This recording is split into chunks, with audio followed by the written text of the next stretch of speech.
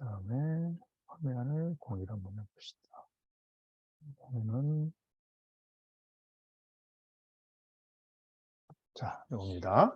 그래서 졸업작품 콘텐츠 기획 뭐 이렇게 돼 있는데 카페에다 내가 작년에 올려 놨는데 조금 업데이트를 시켰어요. 업데이트 시켰으니까 요걸 보고 하시는 게 맞을 것 같습니다. 요거는 다시 넣도록 할게요. 한번 해 봅시다. 자, 우리가 이제 이걸 한번 얘기를 해 볼게요. 그릇에다가 이제 과일을 담았을 때 이 부분을 가지고 나는 공간을 좀 많이 설명을 해요.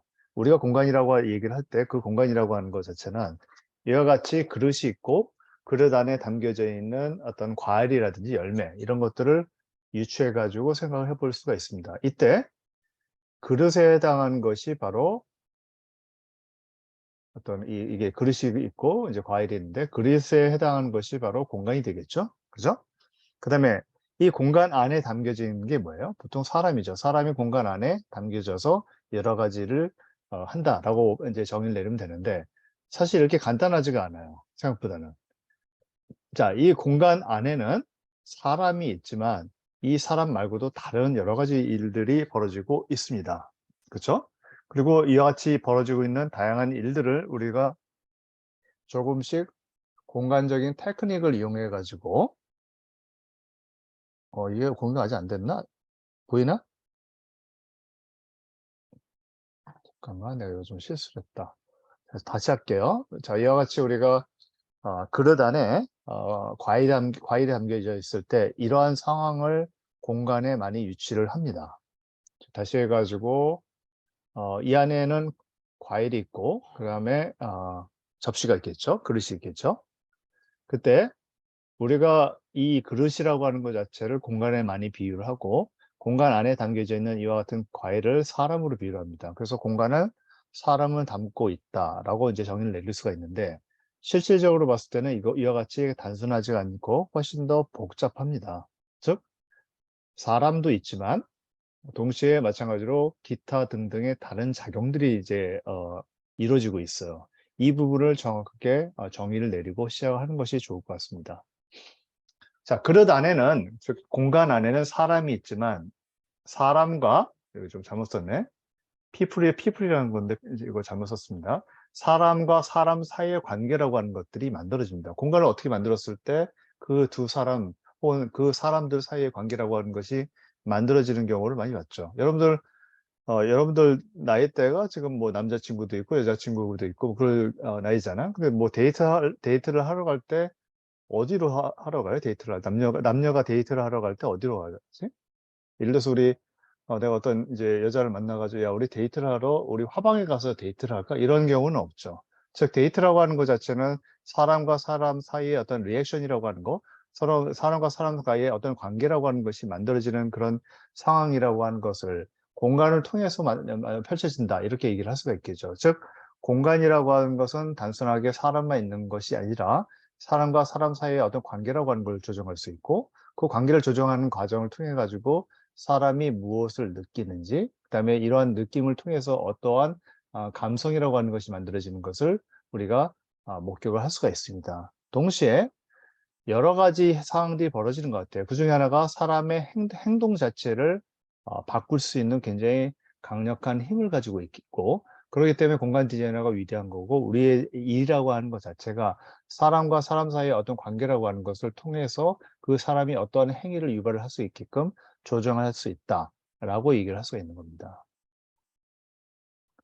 자, 요거를 조금 구체적으로 한번 얘기해 볼게요. 자, 이 오른쪽 거는 이제 애니메이션이 잘못된 거는 신경 쓰지 마시고 사회가 있으면은 이 사회라고 하는 것은 보통 어떻게 돼? 사회가 변한다고 우리가 얘기를 하잖아요. 사회가 어떻게 변할까? 대표적인 케이스가 어떤 이 과학이나 테크놀로지가 바뀌었을 때 사회가 바뀌는 경우가 많이 있죠. 예를 들어서 여러분들 태어났을 때 핸드폰이 벌써 있었죠. 그쵸? 근데 나는 이제 핸드폰이 없던 시절에 태어나 가지고 어느 순간 핸드폰이 만들어지면서 핸드폰이 사람들이 다 모두 사용되는 그런 상황으로 변모하면서 사회가 바뀌는 과정을 봤습니다. 이와 같이 어떤 이 핸드폰이 없던 시절과 핸드폰이 있는 시절은 사회학적으로 굉장히 다른 사회다라고 얘기를 할 수가 있겠죠. 거기에 따라서 사회는 다양한 어떤 정책이라고 하는 것이 변화가 될 수가 있고 그 사회를 이끌어가기 위한 어떤 철학이라고 하는 것 자체가 바뀌어질 수가 있습니다. 자, 이거를 조금 더 구체적으로 하면은 구체적으로 말씀을 드리면은 사회라고 하는 것 자체는 분명히 그 사회 구성원에 해당하는 사람들한테 영향을 미치고 이 사람이라고 하는 것이 영향을 미친다는 것은 사람이 어떻게 생각을 하느냐, 그 생각에 따라서 어떻게 행동을 하고 무엇을 느끼는가라고 하는 것을 전반적으로 조정하게 된다는 얘기죠.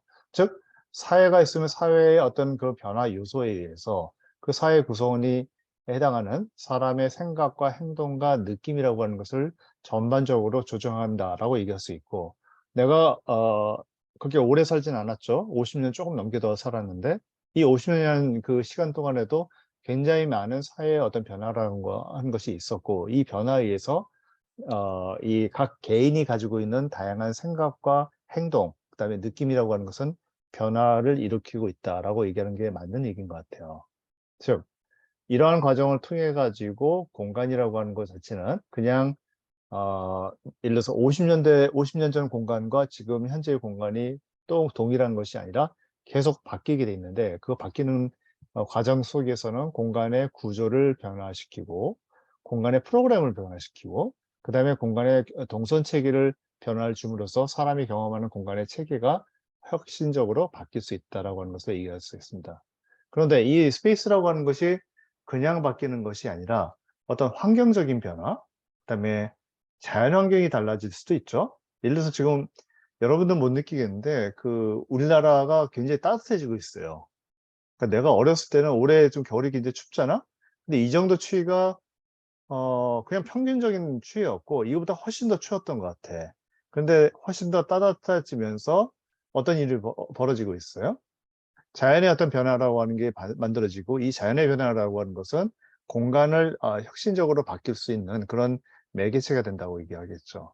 동시에 우리 사회라고 하는 것은 항상 정치인들의 어떤 정치적인 어떤 정책의 변화라고 하는 것을 가져올 수도 있고 혹은 이제 종교가 어떤 변화를 줘 가지고 공간이 바뀌는 경우도 있고 그 밖에도 시간과 경제, 뭐 지오그래피, 기타 등등의 요인들이 어떤 공간을 변화시키는 데 어떤 결정적인 역할을 하고 있다. 이렇게 얘기를 할 수가 있습니다.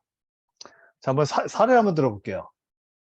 자, 이게 뭐죠? 베르사유 궁이죠. 베르사유. 뭐 여러분들 가본 사람도 있을 수도 있고 아마 여러분들 코로나 세대라서 뭐 외국 저기 혼자서 뭐 부모님을 따라서 다닐 수는 있겠지만 혼자서 이렇게 여행을 많이 다녀보지 못했을 것 같아.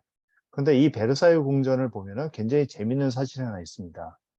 한번 보여줄게요. 자, 여기 평면도 오른쪽에 있죠. 자, 여기서 보면은 왕의 방이 여기 가운데 있거든요. 근데 왕비의 방은 여기에 있습니다. 근데 참 재밌는 게 뭐냐면 복도라고 하는 게 없어요. 한번 생각해 봅시다. 우리 디자인 대학에 복도가 없으면은 우리가 어떤 일을 벌어질 것 같아요? 예를 들어서 내가 302호에서 302호에서 수업을 하고 있는데 이혜호 교수님이 연구실을 가기 위해서 302호를 거쳐 가지고 가야 되는 상황이 벌어지죠. 그 이게 뭐예요? 인터럽션. 방해를 한다는 얘기죠. 자, 이게 그 상황에 복도가 없어요, 공간에. 그 베르사유 궁전이 있었던 그 시절에 루이 14세네. 루이 14세가 있던 그 시절에는 이 한마디로 얘기해서 복도가 없던 공용 공간이 없던 시절이에요.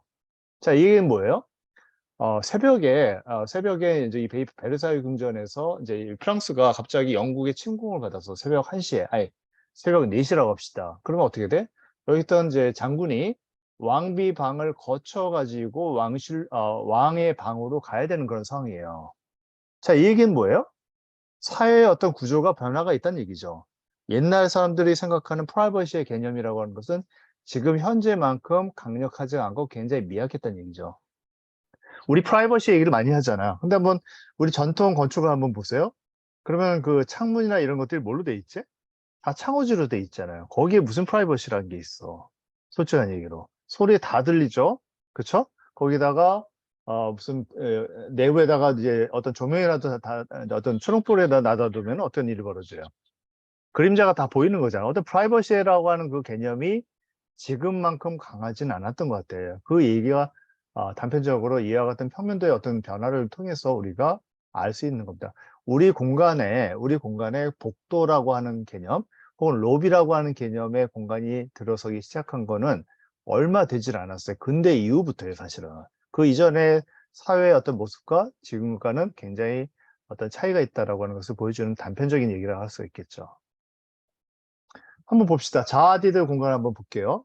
되게 재밌죠? 지난번에 우리 4학년들 그 졸업 작품 여기서 해가지고 굉장히 센세이셔널하게 어떤 학과 홍보도 잘 되고, 그다음에 그 구성원들 이제 어떤 나름대로 어떤 프라이드도 많이 가질 수 있는 그런 기회가 된 것 같고, 올해도 이걸 트라이를 한번 했어요. 잘 아시겠지만 잘 됐으면 좋겠습니다.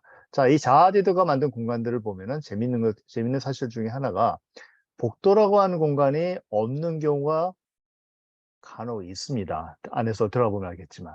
자, 이 얘기는 뭐예요? 사회가 다시 뭔가 변화를 주고 있다는 얘기죠. 그리고 한번 생각해 봅시다.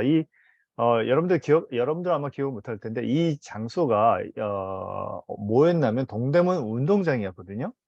내가 어렸을 때는 여기서 야구도 하고 축구도 해요. 그러니까 여기가 아마 오른쪽이 축구 경기장이었고, 이 왼쪽이 아마 야구 경기장으로도 기억이 나거든요. 왜냐면은 옛날에 서울의 어떤 그 한계라고 하는 거죠. 강남이 없던 시절이었죠. 강남도 없고, 지금 여러분들 살고 있는 뭐 분당이나 이런 신도시는 당연히 없었고, 서울은 그냥 사대문 아니었기 때문에 동대문 정도라 하더라도 굉장히 변두리였어요. 그 옛날에는. 그런데 여기에 그 동대문 그 운동장을 헐어버리고 자아디드 건물이 들어왔잖아. 자, 이 얘기는 뭐예요? 우리가 예측할 수 있는 굉장히 미래지향적인 사회 시스템이라고 하는 것 자체가 이 건물 안에 들어왔고, 동시에 이 건물로 인해서 사람들의 의식이 바뀌게 되는 거죠. 아까도 얘기했지만 사람의 필링이 달라지고, 그 다음에 필링이 달라지면서 사람들의 어떤 관계라고 하는 것이 달라지고 행위가 달라진다고 얘기했잖아요. 자, 이러한 내용들이 바로 이러한 그 건물을 통해서 표출되고 있다라고 얘기할 수가 있습니다. 이 알버트 스피어라고 하는 건축가가 있어요. 이 사람은 제펠린 플라스라는 누렌베르크에 있는 이런 시설들을 설계를 했는데, 이게 언제 거냐면은 독일 나치 시대 때예요. 그래서 이 알버트 스피어라는 사람은 굉장히 사람들한테 어떤 그 악명 높은 그런 건축가로 알려져 있는데, 이 사람이 뭘 했냐면은 나치 혹은 히틀러를 위해서 굉장히 사람을 지배하는 건축물을 만들었어요. 이걸 한번 보세요. 그러면 뭔가 굉장히 웅장하고 건물에 의해서 위압당하는 듯한 느낌이 나잖아. 즉 나치 혹은 이제 뭐죠? 저 히틀러라는 사람은 건축물을 통해서 사람들을 지배를 하려고 노력을 했어요. 즉 건물이라고 하는 것 자체가 이와 같이 어떤 특정한 폴리틱과 연결되면서 사람을 지배를 할 수도 있고, 사람한테 위압을 줌으로써 사람들이 복종을 하게끔 만드는 그런 시스템을 갖춰질 수 있다라고 하는 그런 단편적인 예를 보여주는 그런 사례라고 할 수 있습니다. 자, 이와 같이 한마디로 얘기해서 여러분한테 오늘 하고 싶은 얘기는, 옛날에는 우리가 공간 디자인을 한다 그러면은 공간의 구조에 대해서 고민을 했어요. 그다음에 공간이 어떻게 생겼을까 이걸 고민을 했고, 그 사이에서 사람들이 어떻게 다닐 수 있을까라고 하는 서큘레이션 시스템에 대해서 고민을 했었어요. 근데 아까도 얘기했지만 우리의 직능이 조금 더 확장이 되고 있어요. 즉 공간 기획이라고 하는 부분들은 넓혀지고 있는데, 이 안에서 우리는 어떠한 우리가 생각하는 이 공간 안에 어떤 프로그램을 담을 것인가를 건축주에 앞서 가지고 우리가 먼저 기획을 해야 되는 그런 상황으로 가고 있고, 이 안에다 궁극적으로 어떤 시설, 기능을 넣을 것인가, 이 안에서 사람의 행동을 어떻게 조정할 것인가 라고 하는 것을 고민을 하면서 스페이스 디자인의 직능의 범위가 확장이 되는 그런 상황으로 가고 있습니다. 자, 조금 방향을 조금 틀려가지고 다른 얘기를 조금 해볼게요. 대한민국이 지금 나는 이제 내가 기억하고 있는 대한민국은 1970년대부터예요. 내가 74년도에 초등학교를 들어왔으니까 77년도에 대한민국이 이제 수출 100억 불을 달성했던 그런 시절이었거든요. 그리고 여기 보면 76년이라 써 있네. 76년에 대한민국 최초로의 폰이라고 하는 자동차가 이렇게 나왔고, 그래서 우리 아버지도 이거 하나 사셨던 기억이 나요. 그 다음에 뭐 핸드폰이 나오고, 자, 그래서 이런 것도 1, 2, 3, 4, 5로 나와 있는 것은 대한민국의 국민 일상을 변화시킨 혁신 어떤 아이템이라고 얘기를 합니다. 그래서 카카오도 나오고, 라면 굉장히 우리가 일반적으로 생각하고 있지만 이 라면에 의해서 대한민국이 확 바뀌었다고 얘기를 해요. 그래서 현대 자동차의 포니가 마이카 시대를 열었는데, 자, 이 마이카 시대를 열다 보니까 어떤 일이 벌어져요? 누구나가 다 폰을 가지고 있는 거 아니야. 그러면 이 세상이 어떻게 돼요? 굉장히 동일한 자동차를 가지고 있는 세상으로 바뀌어져. 그전만 하더라도 모든 자동차는 외국에서 수입을 했어요. 유럽에서 수입하는 경우도 있고 미국에서 수입하는 경우도 있고 미국, 유럽이 굉장히 다양한 그런 자동차를 만들어내는 국가이기 때문에 대한민국에 이제 이 수입되는 자동차도 굉장히 다양했어요. 그런데 현대 자동차가 폰을 상승을 하면서 어떤 일이 벌어지냐면 얘가 굉장히 가격이 싸. 그리고 이때만 하더라도 외제차를 산다라고 하는 것이 굉장히 어떤 그 비애국적인 그런 행위라고 이제 사람들한테 지탄을 받던 시대예요. 그러다 보니까 세상은 동일한 자동차로 이렇게 만들어진 어떤 도시가 이제 이끌어지면서 어떤 일이 벌어져? 사람들은 의식 속에 동일한 것들을 수용할 수 있는 마인드가 만들어지는 그런 시대로 간다는 얘기죠.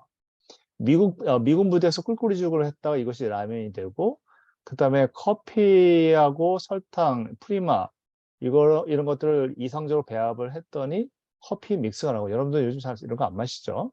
자, 이런 것들이 결국 한국형 패스트푸드를 만들었고, 가장 중요한 것은 대한민국 공간의 어떤 혁신 아이템이라고 하는 것이 지금 현재 만들어지고 있는데, 그게 바로 스토리를 담고 있는 공간에 대한 얘기예요.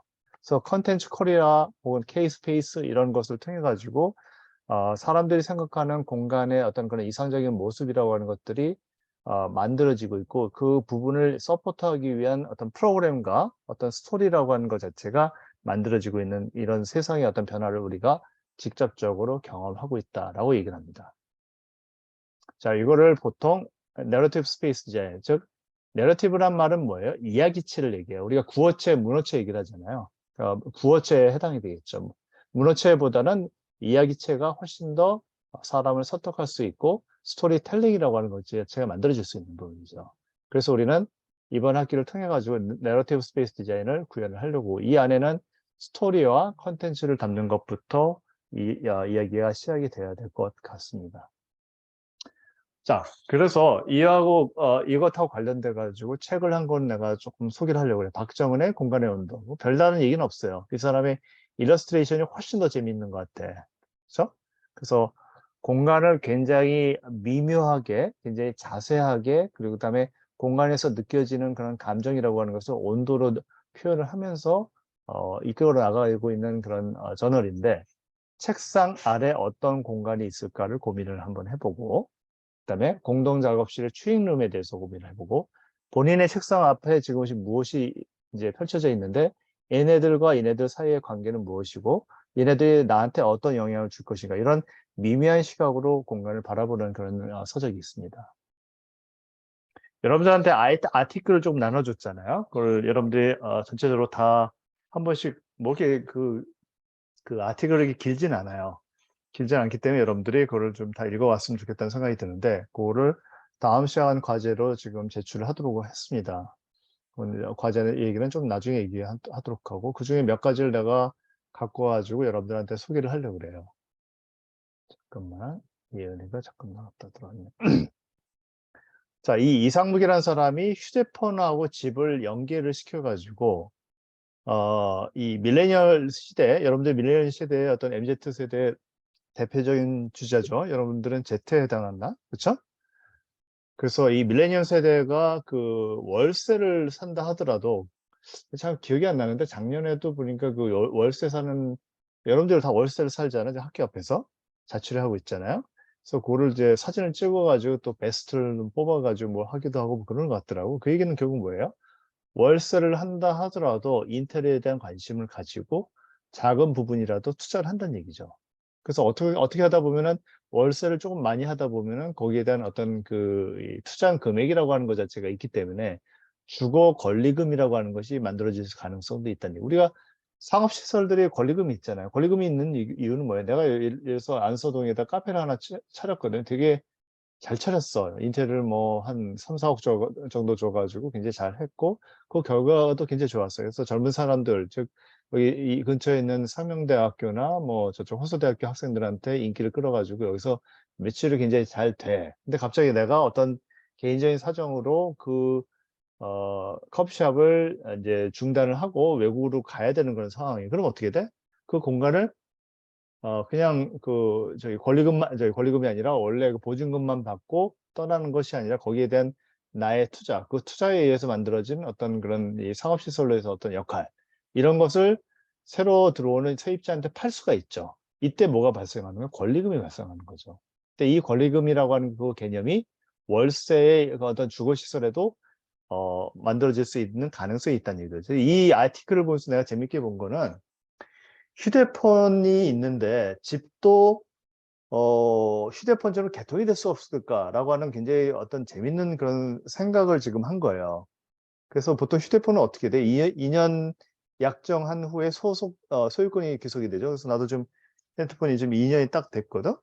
그래서 이거를 뭐 더 사용할 거죠. 근데 어쨌든 이제 소유권은 내 거가 되는구나, 이런 걸 느낄 수가 있는데, 자, 이와 같이 2년이 지나면서 가치가 하락이 되죠. 가치가 하락이 되지만 이 안에 있는 소프트웨어는 업그레이드가 될 수 있는 부분이죠. 즉 운영체제가 업그레이드가 되는 그런 브랜드 이후의 어떤 과정이라고 하는 것이 만들어진과 동시에 이 부분을 주택으로 연계를 시켜가자 한번 고민을 해볼게요. 그럼 35년 사용한 후에 소유권이 귀속될 수가 있죠. 우리가 모기지라고 하는 것을 내잖아. 주택을 할 때, 그러니까 대출을 받잖아요. 그걸 이제 미국이나 영국에서는 모기지라고 얘기를 하는데, 그 모기지의 개념으로 35년 동안 내가 모기지를 계속 붓는 거죠. 그러면서 35년이 지나면 소유권이 이제 귀속이 되는데, 문제는 모든 프로덕트라고 하는 것 자체가 가치가 하락이 돼요. 사는 순간부터. 예를 들어서 내가 자동차를 뭐 1,000만 원 주고 좋은 차를 샀어. 근데 바로 하루밖에 안 썼는데 내일 되면 이게 이제 한 900만 원밖에 안 돼요. 그쵸? 근데 이 부동산이라고 하는 것 자체, 즉 집이라고 하는 것 자체는 집의 리모델링에 대한 가치는 필요하겠지만, 어떤 그런 필요성이라고 하는 건 있겠지만, 집이라고 하는 부동산적인 가치라고 하는 것은 절대로 하락을 하지 않죠. 왜냐? 자산은 계속 상승하게 돼 있고, 자산이 상승하는 이유는 뭐예요? 인플레이션 때문에 그런 거잖아요. 그렇죠?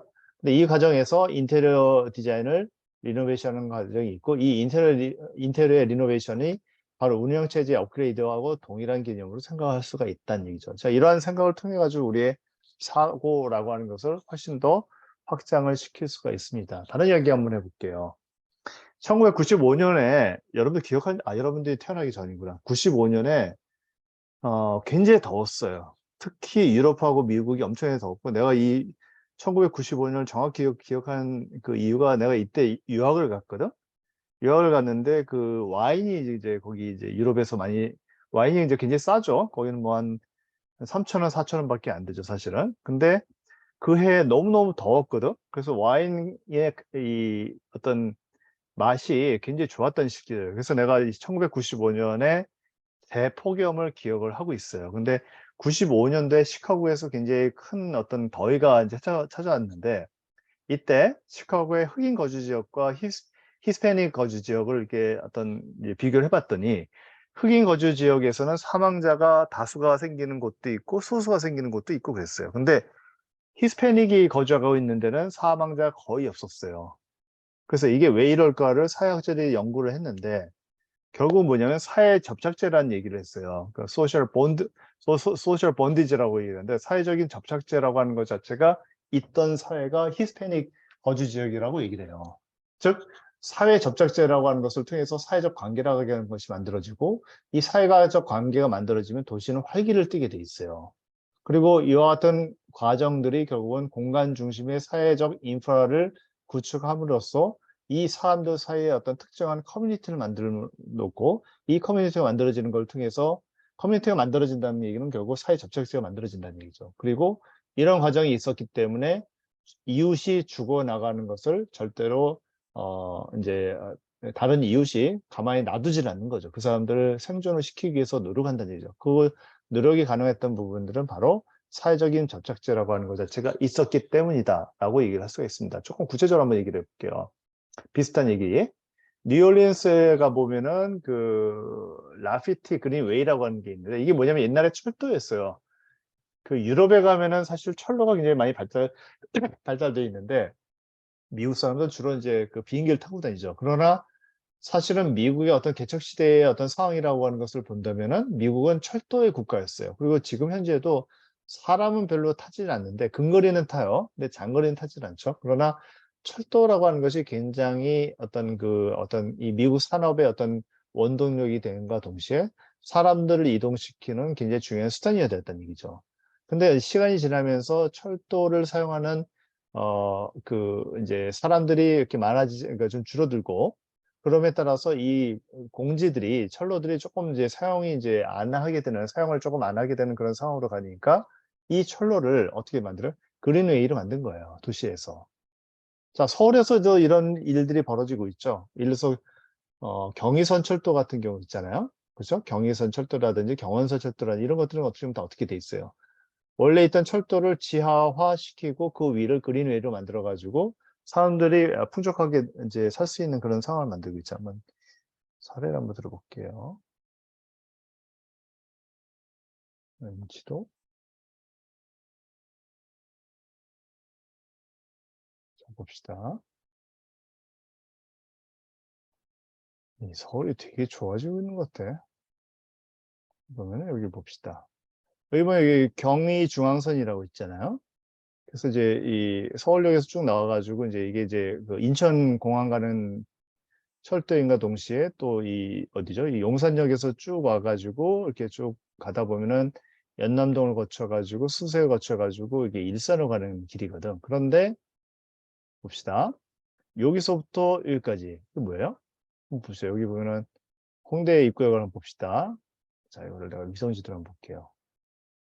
자, 여기 보면 이렇게 돼 있잖아요. 지금 이제 경의중앙선은 밑으로 가고 있고, 거리들을 볼까? 여러분들 여기 한번 갔겠죠? 전에 그 연남동에서 우리 저거 했을 때 여기입니다. 여기 원래는 철도였네. 내가 홍대를 이제 다녀가지고 요 근처에다 작업실도 있었고 그래서 다 기억을 하는데 여기 기차가 다녔어요. 기차가 다니고 이제 그 대신 이렇게 막 소음이 심하진 않았던 것 같아. 그리고 이거 한번 얘기를 들어볼게요.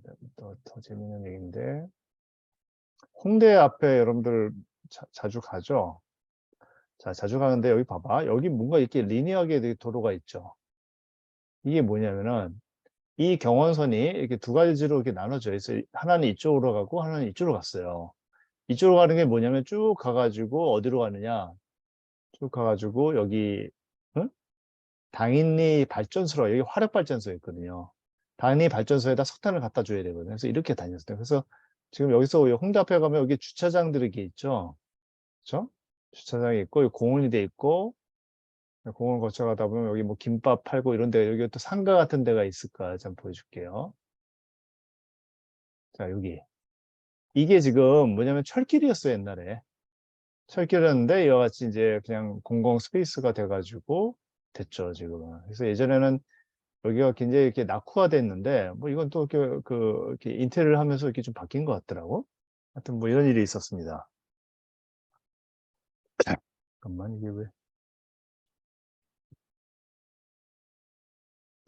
그래서 유사한 예라고 할 수가 있습니다. 그래서 자, 이런 일이 벌어지니까 어떤 게 벌어져요? 그러니까 아까도 지금 그 설명을 하다가 좀 말았는데 이게 굉장히 중요한 건데 옛날에 홍대 앞도 그렇고 한번 보세요.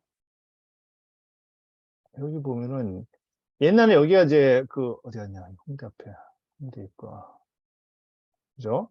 여기가 철길이다 보니까 도로가 다 끊어져 있었어요, 사실은. 그런데 어떻게 사람과 사람을 소통을 시키는 그런 관계들이 만들어지고 있잖아요, 지금 현재. 그래서 이 지역은 서울을 북동쪽과 남서쪽, 북동쪽과 남서쪽으로 나누는 그런 디바이드하는 그런 역할을 하고 있었던 부분들이거든요. 그래서 굉장히 안 좋았죠. 지역이 둘로 양분된다든지 뭐 이런 일이 벌어지고 여기도 마찬가지였죠. 모든 것이 도시가 하나로 이렇게 잘라지는 그런 효과가 있었는데 이런 것들을 연결시키는 효과가 있었고 지금도 보면은 여기 경부선 철도가 있잖아. 이게 굉장히 심각한데 이 철도로 인해서 서울이 동쪽 서울과 서쪽 서울이 나눠져 있어요. 소통이 안 되는 거죠, 사실은. 그래서 이런 것들을 지하화시키고 그 위에를 이제 어떤 개발하는 그런 사업들이 이제 많이 만들어지고 있고 이걸 통해서 이제 도시가 활성화되는 그런 이제 상황들로 변화하고 있어요. 유사한 예들이 많죠. 예를 들어서 보스턴에 가면은 미국 보스턴에 가면 빅딕이라고 하는 게 있죠. 빅딕이라는 게 굉장히 크게 파다는 얘기죠. 그게 뭐냐면은 여기 지금 그린웨이가 보이죠. 그렇죠? 그래서 여기를 원래는 이게 도로였어요. 도로였는데 얘를 땅을 판 거지. 파가지고 자동차는 이 아래로 다니게 하면서 위를 녹지롭게 만드는 그런 프로젝트였습니다, 사실은. 그래서 도시가 이 안에 살고 있는 사람들의 삶을 어떻게 바꿀 수 있는지를 보여주는 그런 얘기라고 해서 뭐 유사한 예들이 많죠. 아틀란타에 가도 마찬가지로 벨트라인이라는 게 만들어져 가지고 35km 철도 주변을 이제 공원과 공공미술, 저소득층 공공주택, 우리나라 똑같이 하고 있어요. 지금 현재도 보면은 경부선 철도를 지금 현재 서울에 땅이 없으니까 경부선 철도를 제어화시키고 그 위를 어떤 공원과 어떤 미술, 그다음에 어떤 저소득층을 위한 어떤 공공주택 이런 걸로 만든다라고 얘기해요. 나도 우리 집 보면 우리 집 근처에 그 청년주택이 들어왔는데 청년주택이 들어오기 바로 직전에 그 주민들이 이렇게 막 반대를 되게 많이 했어요. 그래서 막 플래카드도 붙여놓고 막 왜 청년주택 여기 들어와야 되느냐 뭐 그런 얘기가 들었는데 웬걸 그게 들어오고 나니까 이 지역이 굉장히 활성화돼. 일단은 젊은 사람들이 많이 있고 젊은 사람들이 많이 있다 보니까 그 젊은 사람들의 어떤 수요에 맞춰 가지고 어떤 샵이라든지 카페, 레스토랑 이런 것들이 많이 생기고 그다음에 애들도 많아지니까 뭔가 좀 이렇게 활성화되는 듯한 그런 느낌이 납니다. 그래서 그러니까 결국 이런 벨트웨이를 중심으로 해서 사람들의 커뮤니티가 이렇게 만들어지고 있잖아요. 그래서 뭐 같이 나무를 심기도 하고 공연을 하기도 하고 그다음에 아트웍을 하기도 하고 그다음에 뭐 여기서 같이 어떤 뭐죠? 그 체육 활동, 마라톤을 한다든지 뭐 이런 일들이 벌어지는 것들이죠.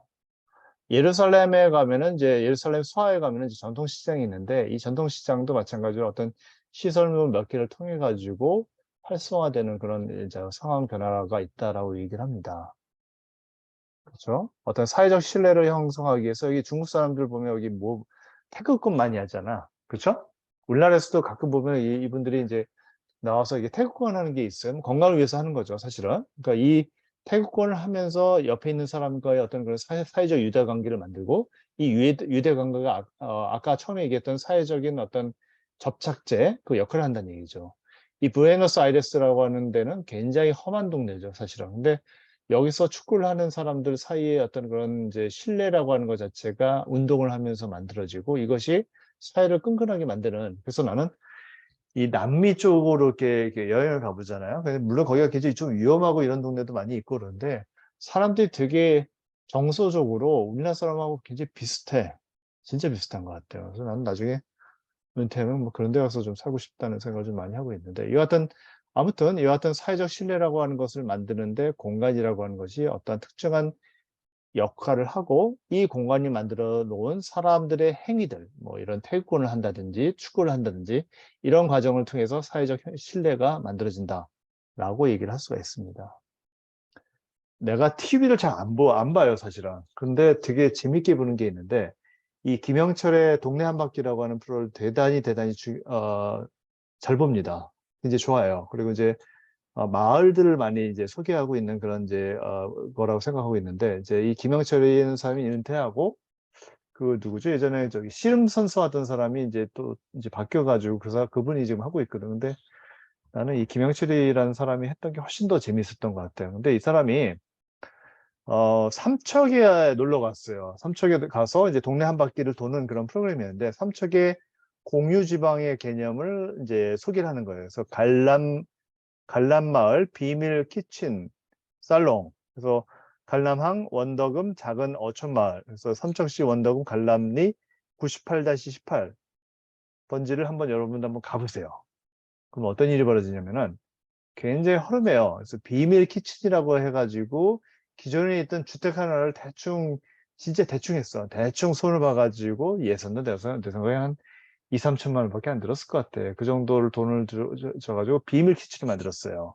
자, 이 비밀 키친은 뭐냐면은 내가 그러니까 서울에 살고 있는 내가 삼척시에 이제 그 온라인으로 이제 신청을 해요. 내가 언제 요 비밀 키친을 사용하겠습니다. 그럼 얘네들 그냥 공짜로 빌려줘요. 그럼 나는 뭐 하냐?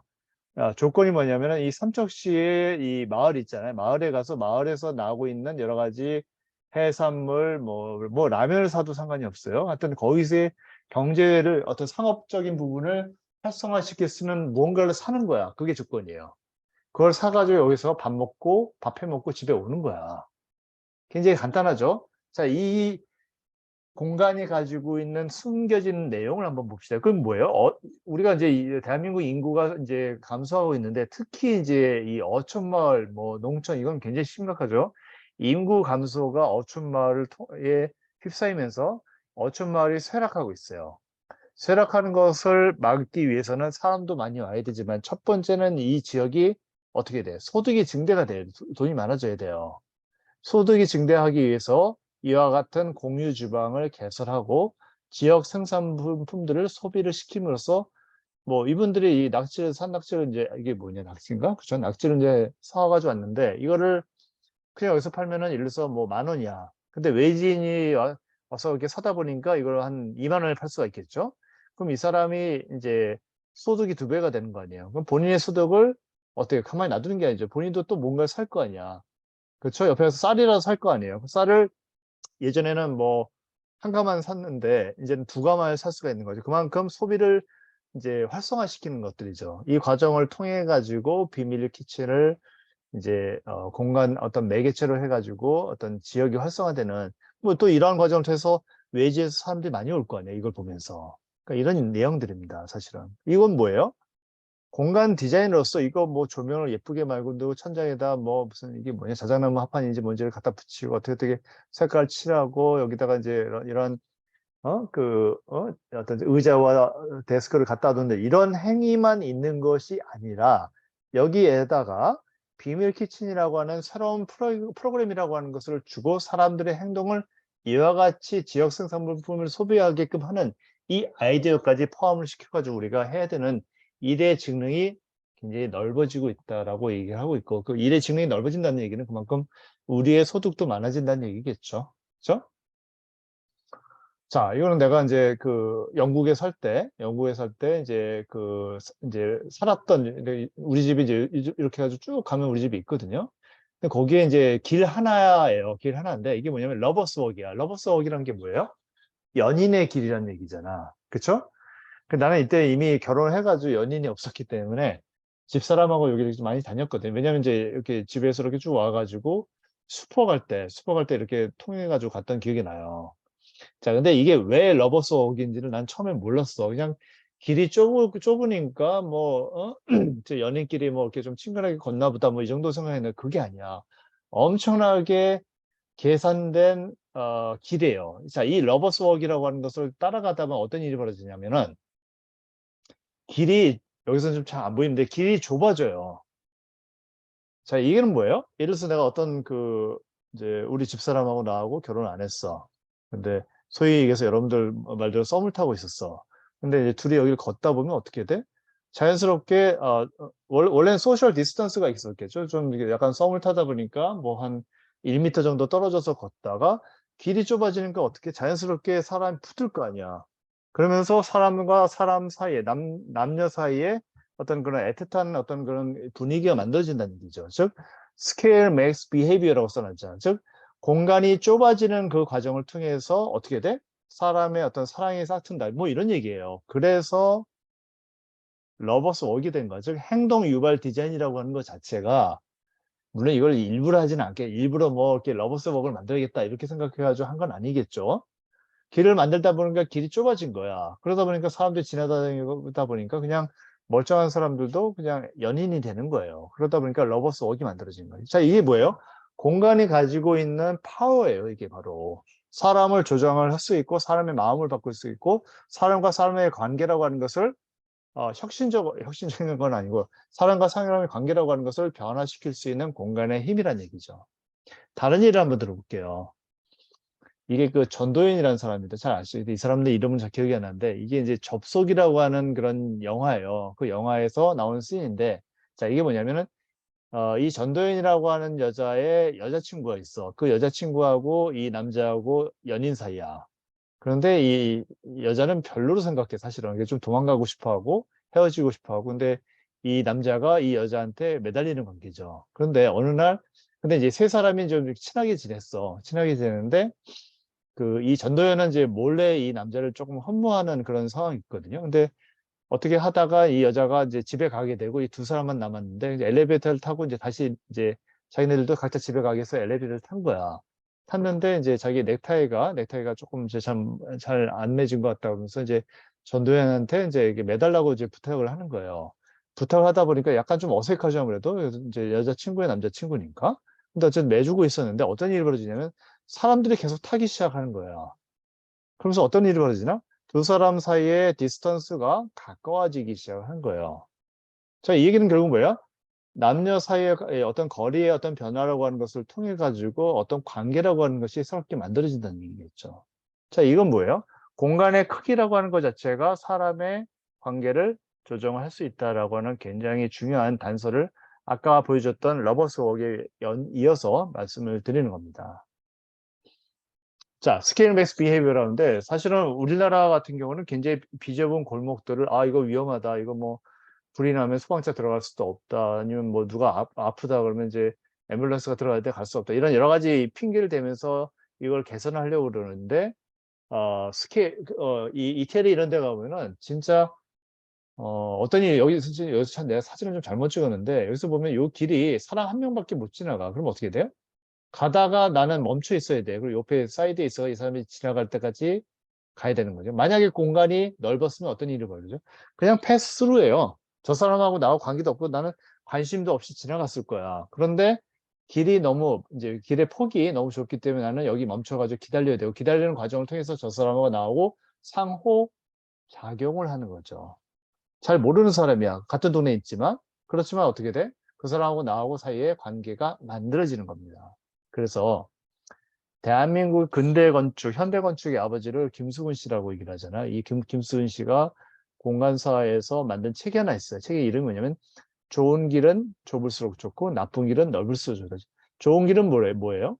아까 얘기했던 휴먼 스케일의 이런 공간들을 얘기하는 것들이죠. 이런 행위가 만들어질 수 있는 그런 공간들은 좁을수록 좋다고 얘기를 합니다. 좁을수록 좋다는 얘기는 뭐예요? 사람과 사람의 관계가 만들어진다는 얘기예요. 그리고 나쁜 길은 넓을수록, 나쁜 길 뭐예요? 고속도로 같은 거. 고속도로 같은 건 넓을수록 좋다. 뭐 그런 얘기예요, 사실은. 자, 뭐 여러 가지 어떤 이 컨텐츠에 관한 얘기를 좀 하려고 그래요. 클럭웰 로드라고 해서 장 보어맨이라는 사람이 이제 그 만든 프로젝트인데 이게 이제 유럽의 건축물들 보면 이렇게 막 망가진 것들이 많잖아요. 이렇게 부서지고 이런 것들을 이렇게 레고로 채우는 그런 프로젝트를 이 사람은 진행을 했었습니다. 그래서 이게 유럽의 이제 오래된 건물들이 이제 뭐죠? 이제 브릭이 뭐죠? 브릭들이 이제 다 빠져나온 것들을 이제 이런 레고로 이제 채워나가는 그런 과정들, 그런 거를 보여주는 그런 얘기죠. 내가 2000년 3월에 이제 행복이 가득한 집이라고 있잖아요. 거기다 이제 글을 하나 이제 기고를 한 게 있어요. 그게 뭐냐면은, 세월의 흐름과 함께 이야기를 만든 영국의 귀신이 나오는 집 해가지고 이제 이렇게 글을 썼는데 이 내용이 뭐냐면은 내가 이제 런던에 살 때 여기 살았거든요. 여기서 스위스 커티지라는 여기 이제 요 집에 살았는데 딱 봐도 되게 후져 보이죠. 근데 이 집이 뭐냐면은 굉장히 그러니까 저렴하게 이 집을 얻었어요. 영국의 그 집값이 굉장히 비싸잖아. 근데 이 당시에 내가 기억하는 게 한 달에 20만 원 주고 이걸 이제 얻었어요. 물론 이제 물가 이런 거를 따져봐도 뭐 그렇긴 한데 20만 원 파격적으로 가격이 쌌던 이제 집이거든. 근데 내가 이 집을 그 행복이 가득한 집에서 소개를 했어요. 그 이유가 뭐냐면 이 집은 그러니까 정부에서 이제 세를 주지 말라고 명령이 내려온 집에서 세를 못 주게 되는 집인데 집주인이 이제 유대인이었는데 이제 몰래 이제 세를 준 거죠, 나한테. 근데 이제 조건이 있었어요. 조건이 뭐냐면 이제 자기가 얘기하면 그 다음날 바로 나가는 거야. 근데 난 너무 싸가지고 그냥 있었죠. 근데 중요한 게 뭐냐면 여기서 내가 귀신을 봤어요. 귀신을 본 게 뭐냐면은 이제 새벽 이제 한 1시쯤 이렇게 집에 그 당시에 좀 술을 또 많이 하던 시절인데 젊으니까 술을 막 마시고 집에 왔어. 집에 와서 이제 열심히 자고 있었죠. 자고 있었는데 갑자기 너무너무 배가 아픈 거야. 근데 이게 뭐냐면 아파트거든요. 이게 뭐냐면은 방을 하나씩 갖고 있는데 이제 화장실하고 부엌을 쉐어하는 그런 개념이에요. 그래서 내가 배가 아프니까 화장실을 가야 되는데 이제 문 닫고 밖으로 나와야 돼요. 나와가지고 여기 이 건물 안에 있는 어딘가에 가서 이제 화장실 들어가야 되는데 그냥 급하게 화장실 들어갔죠. 근데 딱 문을 여는 순간 거기 이제 어떤 할아버지가 이제 앉아 계셨어요. 그래서 내가 너무 미안하다 하면서 문을 닫고 밖에서 기다리고 있었지. 근데 이 할아버지가 안 나오시는 거예요. 그래서 나는 급한데. 그래가지고 계속 다시 똑똑 두드렸는데 소리가 없어. 근데 상관 이제 그 약간 좀 그 뭐랄까 소름이 돋는 그런 느낌이 나서 하여튼 문을 열었어요. 뭐 아무도 없고 나도 급하고 그러니까. 근데 문을 열었는데 창문이 열려져 있고 할아버지 안 계신 거야. 그래서 내가 굉장히 놀랬죠. 그래서 어쨌든 이제 다 볼일을 다 보고 방에 이제 오면서 완전히 소름이 끼친 상태에서 내가 정말로 이 귀신이라는 걸 이제 여기 와서 보는구나 이런 생각을 하면서 방으로 들어갔어요. 그러고 나서 잠을 자는 건지 뭔지 하여튼 거의 그냥 벌벌 떨면서 잠을 잤지. 잠도 안 왔어, 사실은. 그러고 나서 그 다음날 이제 아침에 이제 그 학교 가려고 나오는데 그 앞에 방에 이제 그 할아버지가 원래 사셨는데 그래서 그 할아버지가 그 할아버지가 생각을 했었는데 그 나오시길래 이제 어제 좀 이제 죄송했었다 뭐 이런 얘기를 했는데 자기가 그런 적이 없대요. 자기는 방에서 잤대요. 그래서 이제 뭐 이런저런 얘기를 하다가 이제 귀신 얘기가 나왔는데 이 건물이 이게 100년이 넘었거든요. 근데 그 할아버지가 나한테 하시는 말씀이 "이 건물을 봐라. 이게 여기서 100년이 넘었는데 이 안에서 얼마나 많은 사람들이 죽었겠느냐." 하면서 이제 "이게 귀신이 된 거다."라고 이제 놀리는 건지 뭐 진짠지 하여튼 그런 말씀을 하셨어요. 근데 중요한 게 뭐냐면은 어쨌든 난 분명히 귀신을 봤어. 그리고 이 건물은 100년이 아니라 거의 한 200년 됐어요, 사실은. 리모델링 해가지고 이게 좀 깨끗해져 보일 뿐이지. 그죠? 그런데 내가 하는 얘기는 뭐냐면은 대한민국의 아파트를 보세요. 굉장히 새 집이잖아. 새 집에서 과연 귀신이 나올 수가 있을까가 내 퀘스천 마크입니다. 내가 봤던 게 귀신인지 아닌지는 정말 몰라. 근데 귀신의 스토리를 만들 수가 있는 컨텐츠를 가지고 있다는 얘기예요. 그 얘기는 결국 뭐예요? 절대로 새 것에서는 이 귀신이 나올 수가 귀신과 같은 스토리가 나올 수가 여기서 무슨 스토리가 있어. 그렇잖아요? 딱 보세요. 이게 레미안 뭐라고 쓴가? 퍼스트지? 이게 어디 있는 아파트인지 반포에 있는 건가? 근데 모르는데 어쨌든 귀신이 이렇게 새 거에서 나올 수가 있나? 절대 그럴 수가 없죠. 그렇죠? 그 얘기는 뭐예요? 어떤 세월의 흐름과 함께 어떤 이 오래된 것에서 무언가가 나온다는 얘기고 그 얘기는 집이라고 하는 것은 결국은 추억을 담는 그릇으로서 지금 이거는 어떤 런던 근교에서는 노부부인데 이제 노부부죠. 이렇게 둘이 살았는데 애들이 다 나갔죠. 근데 집을 처분하려고 그랬더니 애들이 다시 돌아와. 그 이유는 뭐냐면 자기 살던 어떤 터전 안에서 본인들이 가지고 있던 추억이라고 하는 것을 잃어버릴 수가 없다라고 하는 생각으로 이분들이 다시 들어온 거예요. 자, 지금 오늘 내가 얘기하는 건 뭐냐면은 리모델링에 관한 얘기예요. 여러분들 뭐 이 졸업 작품을 시작하면서 굉장히 어떤 그 뭐 이 건축의 뜻을 갖고 있는 사람도 있고 뭐 여러 가지 케이스가 있을 수 있다는 생각이 드는데 내가 경험했던 상명대학교 실내 디자인 혹은 스페이스 디자인 전공 학생들의 진로는 거의 대부분이 인테리어입니다. 그리고 거기에 플러스 해가지고 소규모 건축물에 대한 리모델링을 하는 것 같아요. 건축을 한다 하더라도 작은 건축물을 하지 않을까 이런 생각이 듭니다.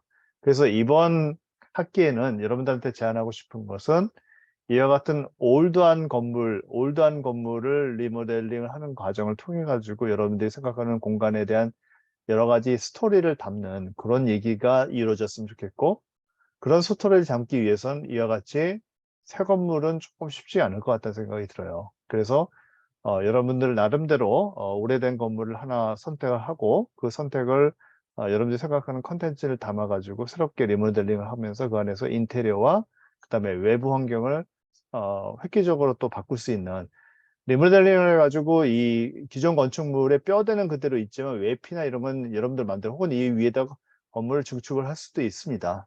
그런 부분으로 나아갔으면 좋겠다는 생각. 물론 여러분들이 막 '아 난 그래도 건축을 하겠다.' 그런 말리지는 않겠어요. 그러나 어쨌든 기본적으로 이와 같은 뭐 내용들을 담고 있는 뭐 귀신이 나올 만한 그런 스토리를 머금을 수 있는 건축물을 대상으로 해서 리모델링하는 그런 시간을 마련을 하고자 합니다.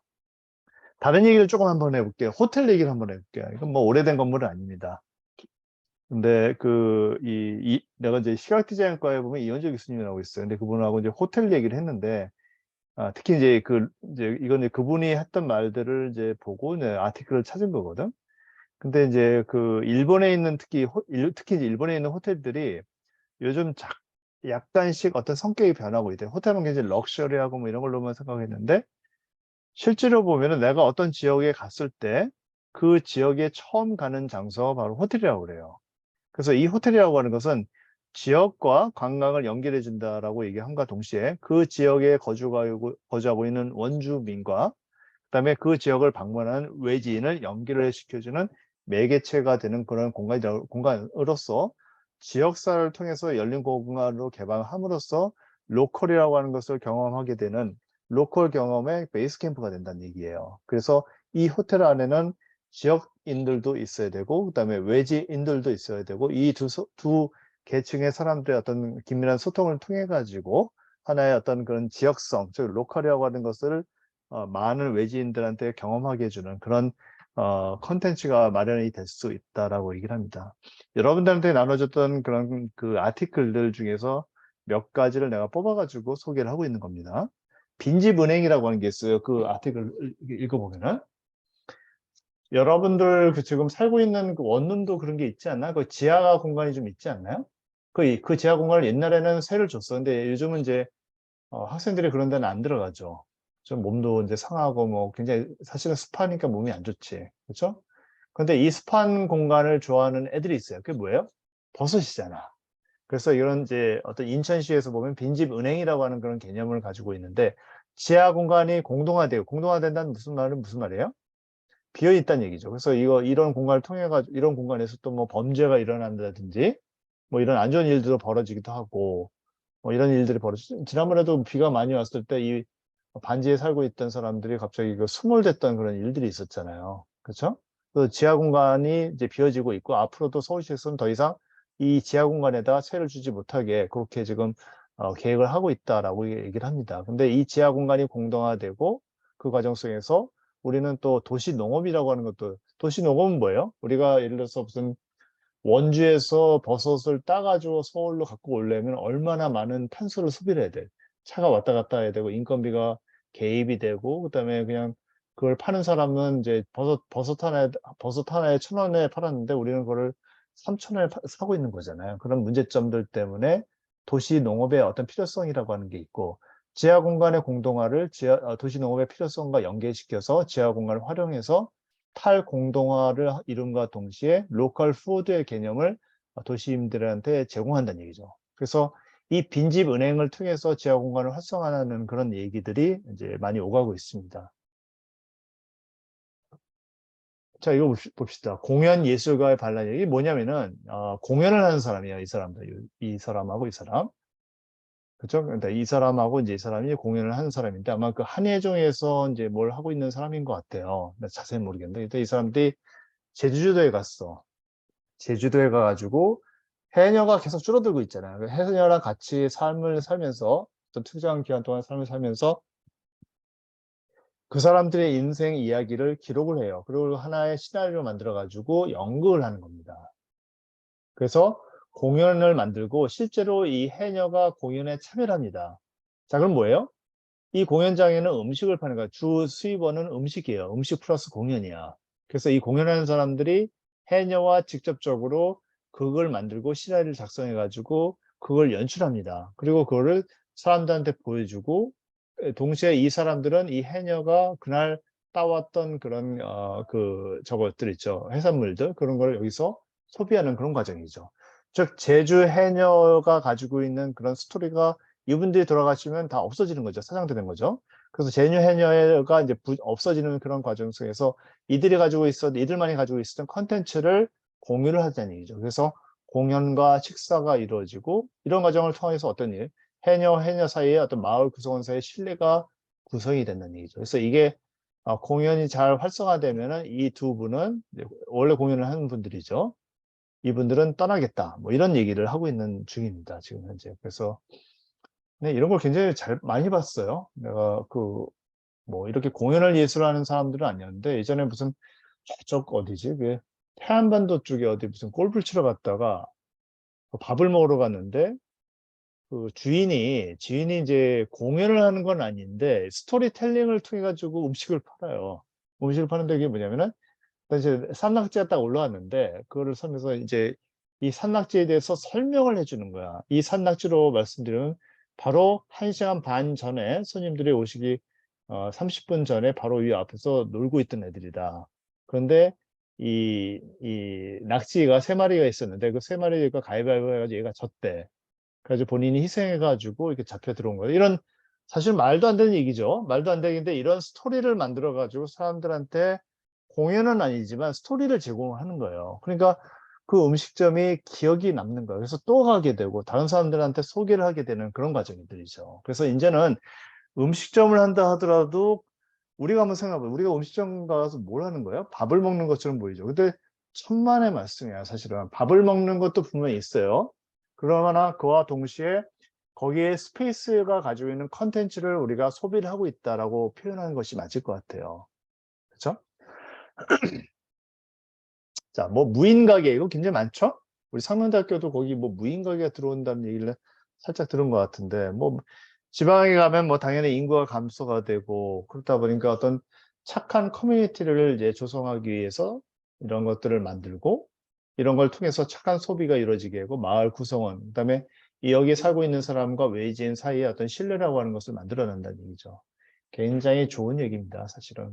요즘 보면 그 아이스크림 가게를 이렇게 무인 가게로 만드는 경우가 있잖아요. 근데 CCTV는 들어가더라고요. 그 앞에서 써놓잖아, 보면. 이거 뭐 다 CCTV로 감시하고 있다. 기분이 대단히 안 좋아요, 사실은. 들어가서 그냥 나 아이스크림 사러 간 건데 굉장히 그 감시를 받고 있는 거죠. 내가 그 주인이었으면은 뭐 그런 얘기를 안 했을 것 같아요. 차라리 어떤 양심에 호소하는 얘기를 써가지고 착한 커뮤니티를 만드는 게 훨씬 낫지 않았을까 이 생각이 듭니다. 양심 사과 가게. 그렇죠? 그래서 그래서 이제 양심 사과를 이제 사가지고 간 사람들이 썼던 얘기요. 뭐 LA 와서 뭐 여자친구랑 사과 사러 왔어요. 사과 굿이다. 뭐 이렇게 써놓으면서 어떤 착한 소비, 양심 소비 이런 것들을 통해 가지고 새로운 콘텐츠를 만드는 얘기들이 나오는 것들이죠. 봉산마 우리 여러분들 천안시에 살고 있죠 지금. 근데 천안의 그 구도심에 한번 가본 적 있나? 거기 한번 가보세요. 그러면은 굉장히 무서워요. 특히 뭐 가지 마. 근데 이제 한 10시 이렇게 가잖아요. 그럼 정말 무시무시해. 이제 도시가 비어져 있고, 그다음에 이제 비어져 있죠. 비어져 있는데, 이 봉산마을 베리베리 굿이라는 건 뭐냐면, 비어져 있는 공간에 건물을 때려 부수고, 여기다가 이제, 베리를 이렇게 이제 수확을 하는 그런 것들이에요. 베리를 여기다 이제 뿌리고, 그렇게 되는 거예요. 이게 뭐예요? 구도심이 쇠락해 가고 있고, 달동네가 되고 있는 그런 상황들이잖아요. 그래서 구도심을 이제 어떤 활성화시키는 과정을 통해서 소득을 증대한다. 그래서 어떤 도시 농업에 관한 얘기들이죠. 그래서 자생할 수 있고 도심을 활성화시킬 수 있는 그런 계기를 만든다라고 얘기를 할 수가 있습니다. 뭐 산세둥지 해가지고 뭐 이런 마을 회관이라고 해야 되나? 어떤 그런 어쨌든 마을 공동체가 지금 해체되고 있잖아요. 그렇지 않나? 특히 이제 우리 아파트 살면서 그 뭐 옆에 있는 사람하고 이제 인사도 잘 안 하고 뭐 그러잖아요, 사실은. 그래서 어떤 마을 해체가 되고 있는데 마을 역사가라고 하는 사람을 만들어 가지고 뭐 이게 일반인이에요. 일반인들이 나이가 좀 많은 사람이겠지. 그래서 이 마을에 오래 살았던 사람이 마을 역사가가 돼 가지고 마을의 작은 그런 히스토리 뭐 누가 누구랑 결혼해 가지고 어디로 해 가지고 뭐 어떻게 됐다 뭐 이런 기타 등등 하여튼 이 사람들만의 어떤 그런 작은 역사라고 하는 것을 기록을 하고 걔를 전시할 수 있는 그런 공간을 마을 건축가와 마을 역사가가 협심을 해가지고 만들었는데 이 과정을 만들면 어떻게 돼? 마을의 아이덴티티가 만들어지겠죠. 이 과정을 통해서 마을 공동체가 자연스럽게 형성이 된다. 그 얘기를 하고 있는 겁니다. 뭐 이거 군대 얘기인데 야 정말 이 정도면 군대를 한 번 더 가도 될 것 같아. 그렇잖아. 군대에다 이어왔던 그 뭐죠? 도서관을 잘 만들어 놓고 요즘은 또 군대를 옛날에는 군대를 가면 그렇게 막 그 하루 종일 이렇게 아니 잠자기 전까지 이렇게 바빴던 기억이 나는데 요즘은 또 그냥 일과 시간 이후에는 또 이렇게 사람을 이렇게 놔두나 보더라고요. 그래서 이 사람들이 이제 자기 개발을 하기 위해서 이제 이런 도서관을 간다 뭐 이런 얘기인 것 같아요. 근데 중요한 것은 이 얘기예요. 스토리는 오래된 곳에서 시작이 돼요. 여기 보면 런던의 코벤트 가든 스테이션인데 보세요. 지금 여기 있는 그 타일이 100년 전에 사용했던 타일하고 똑같은 거야. 하나도 안 바뀌었어. 안 바뀌고 위에만 증축을 조금 했을 뿐입니다. 중요한 것은 바닥 재료를 한번 보세요. 바닥도 바뀐 게 하나도 없어. 이거 여기 있는 경계석도 옛날에 있던 그거랑 동일한 겁니다. 사실은. 그래서 내가 하는 얘기는 뭐냐면 스토리라고 하는 것은 굉장히 오래된 것으로부터 나온다. 그래서 우리가 그 리노베이션을 하자는 얘기는 옛날에는 리노베이션 하자는 얘기를 하면은 그냥 돈이 없으니까 이 리노베이션을 통해 가지고 좀 더 싸게 건물을 짓자 뭐 이런 얘기였는데 이제는 그게 아니에요. 사람마다 상업시설, 특히 카페나 이런 걸 하는 사람들은 서울 시내 오래된 건물만 엄청나게 찾고 있어. 왜냐? 걔네들 다 사라지고 새 건물을 짓고 있잖아요. 그래서 내가 하는 얘기는 The old makes narrative, the narrative가 되는 거죠. 오래된 것이 결국은 스토리를 만든다는 그런 개념 하에 여러분들이 리노베이션을 한다면 그거는 경제적인 이유로 하는 것이 아니라 그 기존 건물로부터 무언가를 추출해서 그걸 추출한 걸 가지고 스토리를 만들어서 건물을 팔겠다는 그런 뜻입니다. 이 내러티브라고 하는 것을 본격적으로 이제 연구를 하고 공부를 했던 사람이 이 사람이에요. 이 나이젤 코치라고 하는 이 디자이너예요. 공간 디자이너인데, 일단 이 사람들은 이 사람은 어떤 그 일본과의 런던, 그다음에 상해 이런 데 프로젝트를 몇 개를 했는데, 지금 이제 왕립미술학교, 왕립미술학교의 건축과 교수로 좀 있거든요. 근데 이와 같이 어떤 내러티비즘을 통해 가지고 이제 스페이스를 구현하고 이런 것에 이제 어떤 몰두를 했던 사람입니다. 또 한 가지가 내가 여러분들한테 얘기하고 싶은 게 영화 속에 등장하는 공간을 한번 생각해 볼 필요가 있어요. 예전에 우리 여기 상명대학교에서 드라마 하나 찍었잖아요. 그래서 그렇게 잘 되진 않았는데 그 드라마를 찍을 때 우리 창의연구공간을 이제 1층에다 내가 만들어 놨잖아. 그래서 그걸 나 많이 소개를 했거든요. 여기서 좀 찍어놔 그랬는데 얘네들 별로 관심이 없더라고. 그 얘기는 결국 뭐예요? 좀 오래된 곳에서 컨텐츠가 나오는 것 같아. 내가 봤을 때. 스카이폴. 자, 007 스카이폴에 등장했던 이제 영국 씬에서 어떤 빅밴드 나오고 그런 장면들이 있었죠. 여기 여러분들 더 킹스맨 시크릿 에이전트라고 하는 그 영화 아시죠? 1편. 거기에 보면 킹스맨이라고 하는 이제 양복집이 나오잖아. 근데 이 양복집이 사실은 실제로 존재합니다. 이름만 틀려요. 이름만 틀리고 이름이 지금 킹스맨으로 돼 있는데 옛날 옛적에는 킹스맨이나 헌스맨이라 아니가 지금 현재도 헌스맨으로 돼 있어요. 근데 이 지역이 갑자기 기억이 안 나네. 하여튼 좀 이렇게 부자 동네야. 부자 동네인데 여기 헌스맨으로 돼 있죠. 요 로고만 바꿨어요. 요거 로고만. 나머지 다 똑같습니다. 그리고 양복점을 만들어 놨고 그 안에다가 똑같죠. 그리고 이제 영화 속에서는 이쪽을 통해서 여기는 거울이 있는데 들어가게끔 돼 있었잖아. 그것만 틀립니다. 그래서 영화에 등장했던 상황과 동일한데 중요한 것은 영화를 찍는 사람들도 스토리를 만드는 사람들이잖아요. 그렇죠? 그렇기 때문에 새 건물에서 뭘 하는 일이 그렇게 많지는 않아요. 물론 영화 스토리상 새 건물이 필요할 수도 있겠죠. 그러나 오래된 건물에서 뭔가를 추출하려고 노력을 합니다. 그렇기 때문에 영화 속에 등장하는 공간들이 새 공간인 경우는 거의 없는 것 같아. 내가 봐도. 이거 보세요. 여기 보면 영국의 해군 사관학교죠. 거기서 이게 뭐냐, 이게 걸리버 여행기 그런 것들을 했던 그런 장면들. 그다음에 해리포터 나왔던 건 뭐예요? 옥스퍼드 대학의 뉴 컬리지 채플이라고 하는 데서 이제 찍은 거죠. 뭐 딱 보더라도 건물 자체가 이 사람들이 생각하고 있는 컨텐츠, 매직이라고 하는 그런 컨텐츠를 담기에 굉장히 충분한 그런 외양을 가지고 있는 것들이죠. 그렇죠? 내용을 보더라도 뭔가 마법스러운 것들이 등장할 만하잖아요. 뭐 이런 데서 사실은 해리포터 필름을 찍어야지. 뭐 이래서 아까 보여줬던 그런 삼성 레미안 뭐 이런 데서 찍어야겠어요, 사실은. 그렇잖아요. 그러니까 노팅힐 게이트라고 하는 노팅힐이라고 하는 영화가 있잖아요. 그거 똑같아요. 그거랑 마찬가지로 노팅힐이라고 하는 것 자체로 이 거리 자체가 이렇게 오래된 물건들 파는 그런 이제 동네거든, 사실은. 사실 이런 데서 스토리가 만들어지는 거죠. 그렇죠? 그다음에 미션 임파서블 나왔던 그런 이제 리버풀 스트리트 스테이션에서 뭐 동일합니다. 이게 찍었던 이 시절이 1990년대일 것 같은데 지금이나 그때나 뭐 혹은 이제 앞으로 30년 뒤에도 똑같을 것 같아. 영국 사람들이 그렇게 오래된 거를 부시지 않고 간직하려는 그런 이제 욕심이 있는 이제 민족인데 그 사람들은 사실은 이 건물을 보존한다기보다도 건물 속에 담겨져 있는 스토리를 보존하려고 그래요. 여기 보면 런던의 해크니라고 하는 약간 좀 무서운 동네 가면 여기 여기 건물 주인이 있을 거 아니에요. 근데 누군가 와서 이렇게 막 낙서를 했는데 어느 순간 그냥 처음에는 이거 못 하겠겠죠? 나중에 어떻게 해? 그냥 놔둔 거야.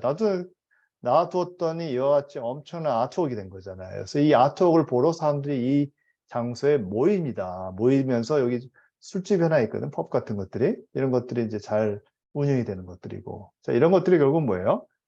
자발적 의사에 의한 어떤 스토리가 만들어지고 그 스토리를 통해 가지고 스페이스가 구현되는 그런 과정이라고 볼 수가 있습니다. camden. 이 camden이 옛날에는 이제 내가 이제 90년대 갔을 때는 좀 무시무시한 동네였는데 지금은 정말 이거 영국이라고 하는 그 오르소독스라고 하는 그 수면 밑에 담겨져 있는 히피 문화를 전적으로 다 수용할 수 있는 그런 건물들이 있는 곳이라고 볼 수가 있겠죠. 마찬가지로 자기 건물에다 이렇게 뭐 낙서하는 걸 좋아하겠나? 그런데 낙서를 수용을 함으로써 스토리와 컨텐츠를 건물이 소유하겠다라고 하는 의지를 보여주는 그런 전형적인 예라고 할 수가 있습니다. 포토벨로 마켓 마찬가지죠. 그러니까 보세요. 여기 파타고니아라고 브랜드 아시죠, 여러분들?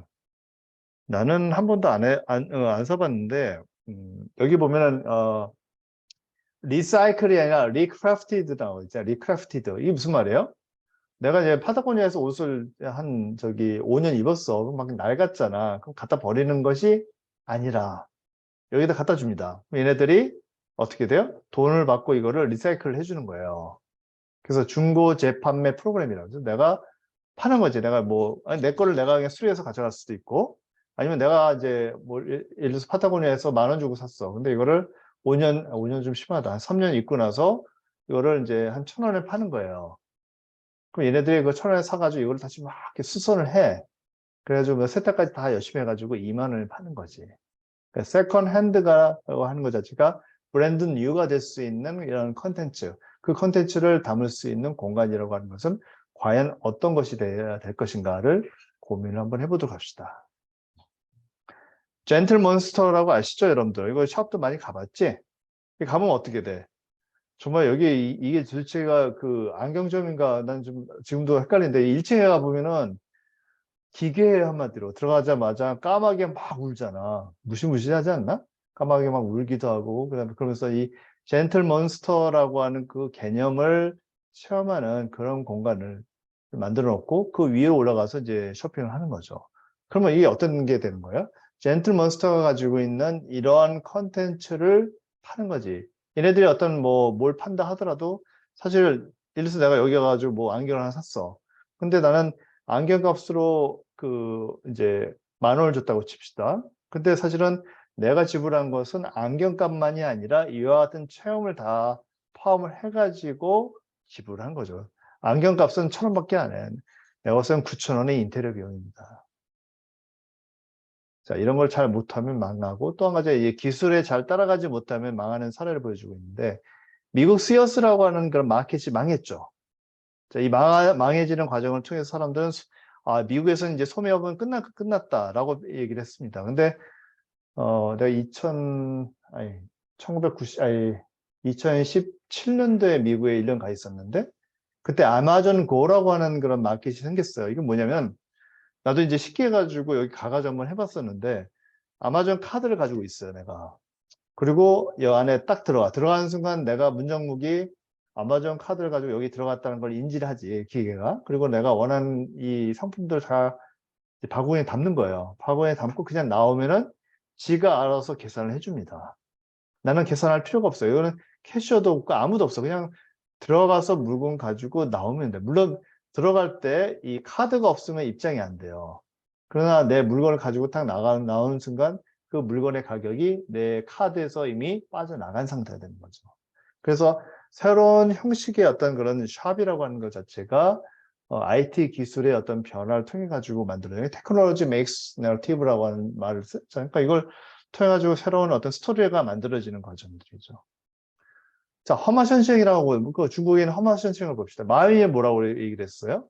앞으로의 어떤 순수한 전자상거래, 순수한 오프라인 매장이 없어진다고 얘기를 해요. 그리고 이 둘이 긴밀하게 결합이 된 새로운 신유통이 생겨날 것이다 라고 얘기를 하면서 기존의 소매업이 종말할 것이며, 그다음에 O2O라는 건 뭐예요? 온라인 투 오프라인이죠.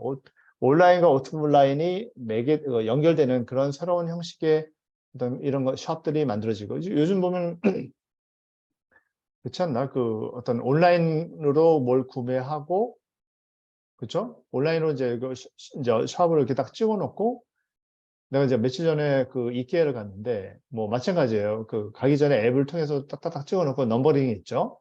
그다음에 거기 가서 보는 거야. 그 제품들을 그 이제 그 쇼룸에서. 그리고 구매를 하고. 결국 뭐예요?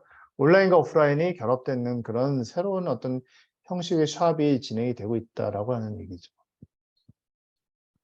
자동차가 사실은 하루 동안에 자동차처럼 아까운 게 없어. 자동차를 내가 하루 동안에 타는, 내가 내 차를 타는 시간이라는 게 출근할 때 1시간, 퇴근하는 시간 2시간이거든요. 나머지 22시간은 뭐예요? 이런 게 벌어지는 공간이야. 그쵸? 얘를 위해서 또 주차장도 또 마련을 해야 되잖아요. 그쵸? 그래서 이 르노 자동차에서 새로운 혁신적인 아이디어를 한번 제안했습니다. 그래서 이 자동차가 들어오면 이 자동차가 주택의 일부가 되는 그런 아이디어를 제안을 했던 거고, 실제로 여러분들 선배 중에 이런 아이디어로 작품을 했던 친구가 있었는데, 그러고 나서 르노에서 이런 걸 했거든.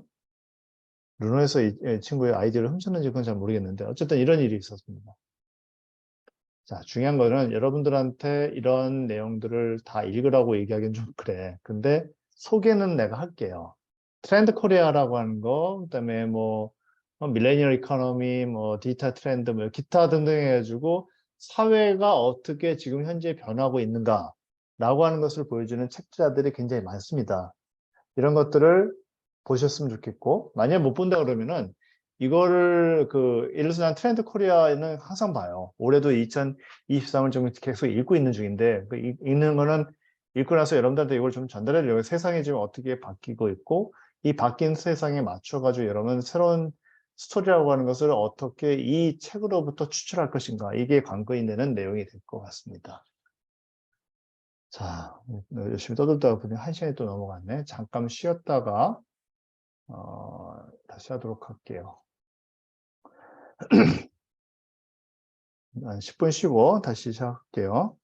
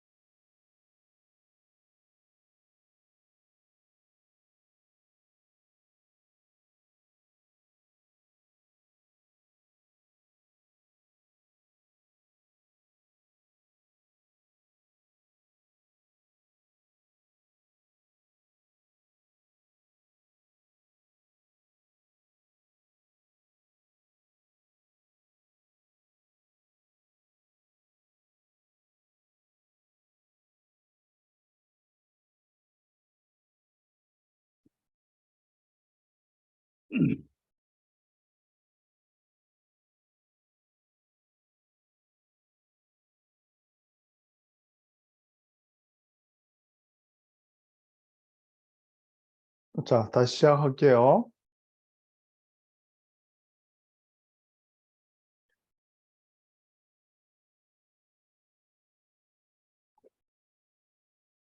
자, 다시 시작할게요.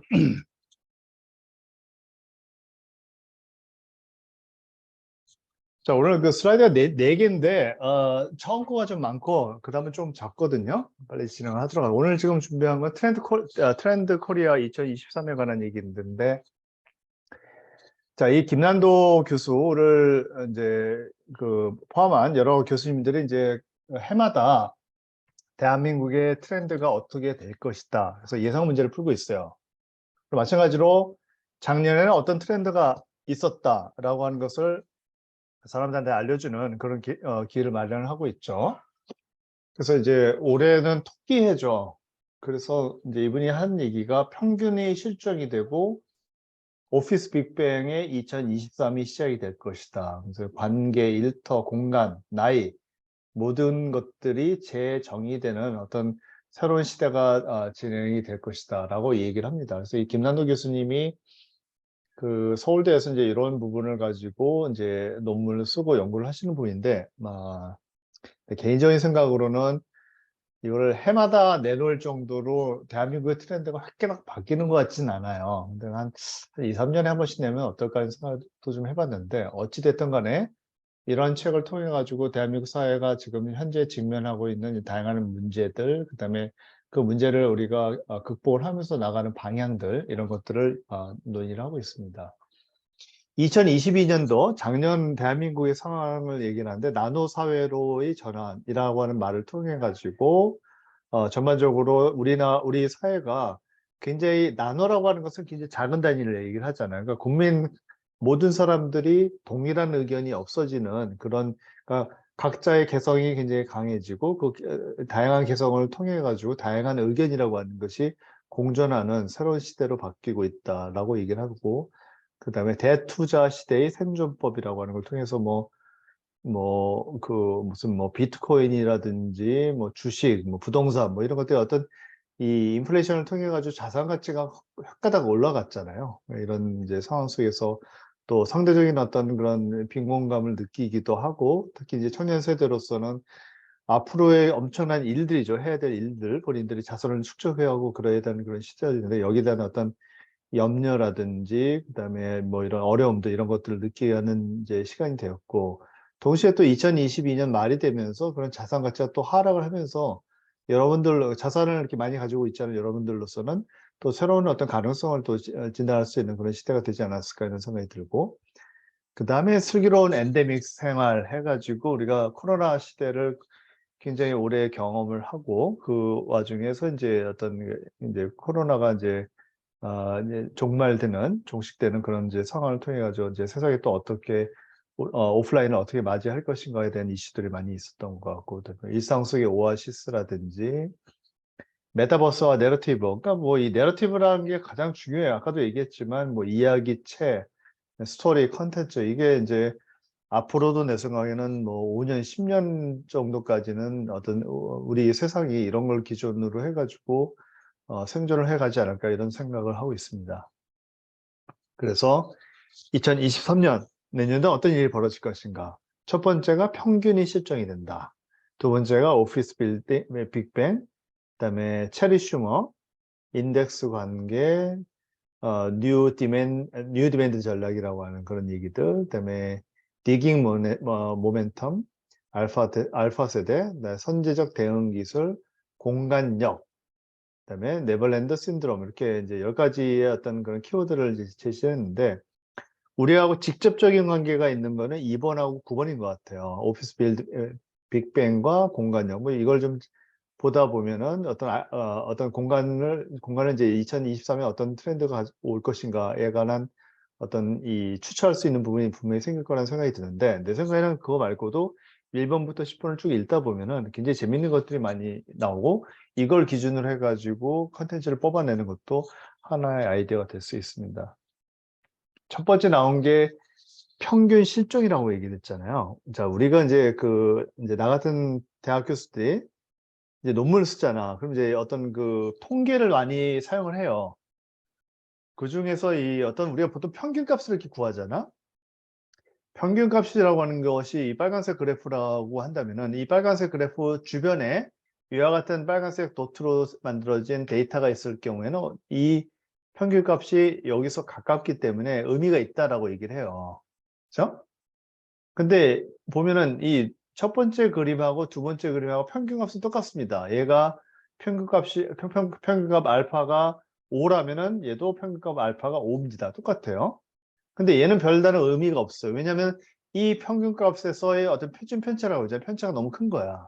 그렇기 때문에 의미가 없는데 세상은 유의미한 평균값의 시대로부터 무의미한 평균값의 시대로 이제 전환이 되면서 나노 시대라고 얘기를 했잖아요. 여러분들 의견이 굉장히 달라졌습니다. 이제는 다릅니다.